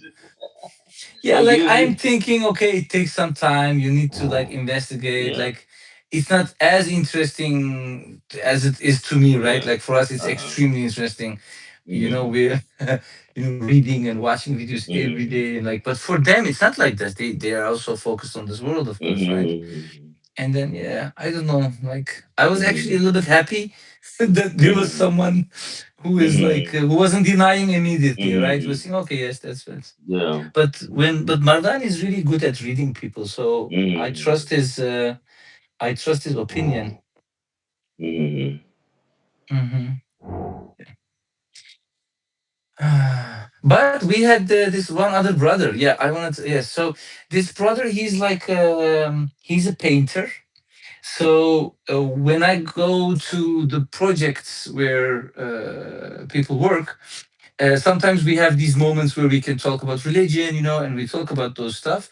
And he was also there, and I started Mm-hmm. talking. Like it was like a nonstop 1 hour. I was like giving the message and Mm-hmm. trying to wake them up. Like guys, come on, like wake up. This is the truth and reality, etc. And he was really interested. So. Mm-hmm. And then he just sent me a message. He wanted to come again, etc. And the not this Friday, but the Friday before, he came, and we did Mm-hmm. the Friday prayer together. Um, and he asked so many questions, and I gave him the answers about that. And I told him so many things about the miracle 19. Like I was explaining to him, when you take the whole Quran in numbers, first chapter, first verse 7, and then 2, 3, 4, and then you go on, this whole number is also multiple of 19, and Surah Mm-hmm. Fatiha, etc. Like he started crying. Like he was really so shocked and extremely happy, actually. And he was saying like, but why is it that all these people are not following it, and this and that? And Mm-hmm. he's still very and he's still very interested. And I added Mm-hmm. him, by the way, in the WhatsApp group. I sent him the app, so I asked him to join us on the Quran studies, etc. So, and then you have Mm-hmm. that type of brothers. And but Mardani knows him too, and Mardani said very good things about him. He said, oh, even before he came to the Friday prayer and to the study. From the first moment I Mm-hmm. saw him, I knew he had a genuinely good soul. Yeah, yeah, he told me, yes, mashallah. Mm-hmm.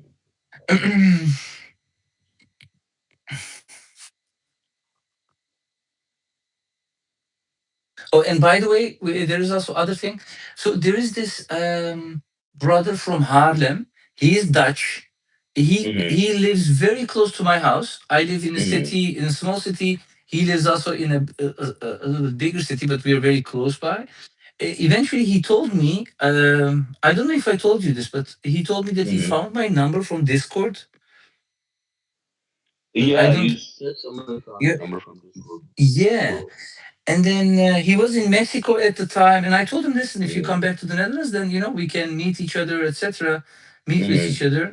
But he came already, and then he told me that he found also another group, a Turkish group of people Mm-hmm. who were in the in Netherlands, and I called them actually. Spoke with two of them. One of them Mm-hmm. was reading the Bible, or the Torah. He said, "Yeah, I started reading the Torah." And I asked him, like, "Did you also read the Quran?" Like he said, "No, only the half of the Quran, but I started. I was curious about the Torah, and I'm reading about it, etc." So I Mm-hmm. asked him, "Come, let's come together and then talk about it. Mm-hmm. See, like we have the Friday prayers, and then you can come, etc." Mm-hmm. And I'm going to see how it goes. Like they were busy, but when I said I'm also in but they were also in construction. They were Mm-hmm. electricians. Yes, electricians. Mm-hmm. Then they were more interested. So Uh, yeah, we'll see. We'll, yeah, we'll electricians, see. plumbers, real Yes, estate yes, yes. agents. Yes, yes, yes, yes. All becoming They're interested. very eager people to Yes. learn about certain things, Jaffer. Yeah. But when we meet, Mardani will be certainly with us, God Uh, willing. So he can, he really, mm, mashallah, like God gave him this talent, brother. That mm, I always ask him. I say, okay, what do you think about this person? Like, Was he telling the Hmm. truth, or was there something he was hiding, or like, you know? Hmm. Yeah, yeah. Uh, I mean, some people can be a good judge of character. You know, some people can yeah, be yeah, really yeah. bad. Mm. Hmm. But sometimes you can have people that can deceive. You know, you might find a situation where someone can deceive him, but maybe not you. You know, because Hmm. the circumstances. Hmm. Yeah, yeah, right. Mm. Yeah, a person maybe at your best behavior in front of you because they need something from you, but maybe from him they don't Hmm. need it. But if someone needs Hmm. something from him and not from you, you're gonna be able to tell. You know, Ah. if someone's trying to fool him, Right. yeah. Yeah. Yeah, that makes sense. You know, and two, it's hard. Like we don't wanna make the wrong decision. You know, where we don't like Mm-hmm. it goes. You know, because it can be difficult because we don't want to sin and be suspicious. You know, so even Mm-hmm. if they're being nice, and even if we think, oh, maybe they want something from me, we give them the benefit of the doubt. Mm-hmm. But someone else, like Suleiman's, like, no, John, that person just is, using you, blah blah Hmm. blah. Hmm. And then he can see, he can see it, but me, I'm like, no, like they make, they're nice to me. Yeah, They, yeah. they say these nice things, and even if Mm-hmm. we kind of like, yeah, but yeah, They gave me chocolate. yeah, they gave me chocolate. Yeah, they they must be very good people. Yeah, they didn't give him chocolate, Uh, they gave John chocolate. So John very happy. Oh, I found the best people. yeah, they have to give me a Toblerone. huh?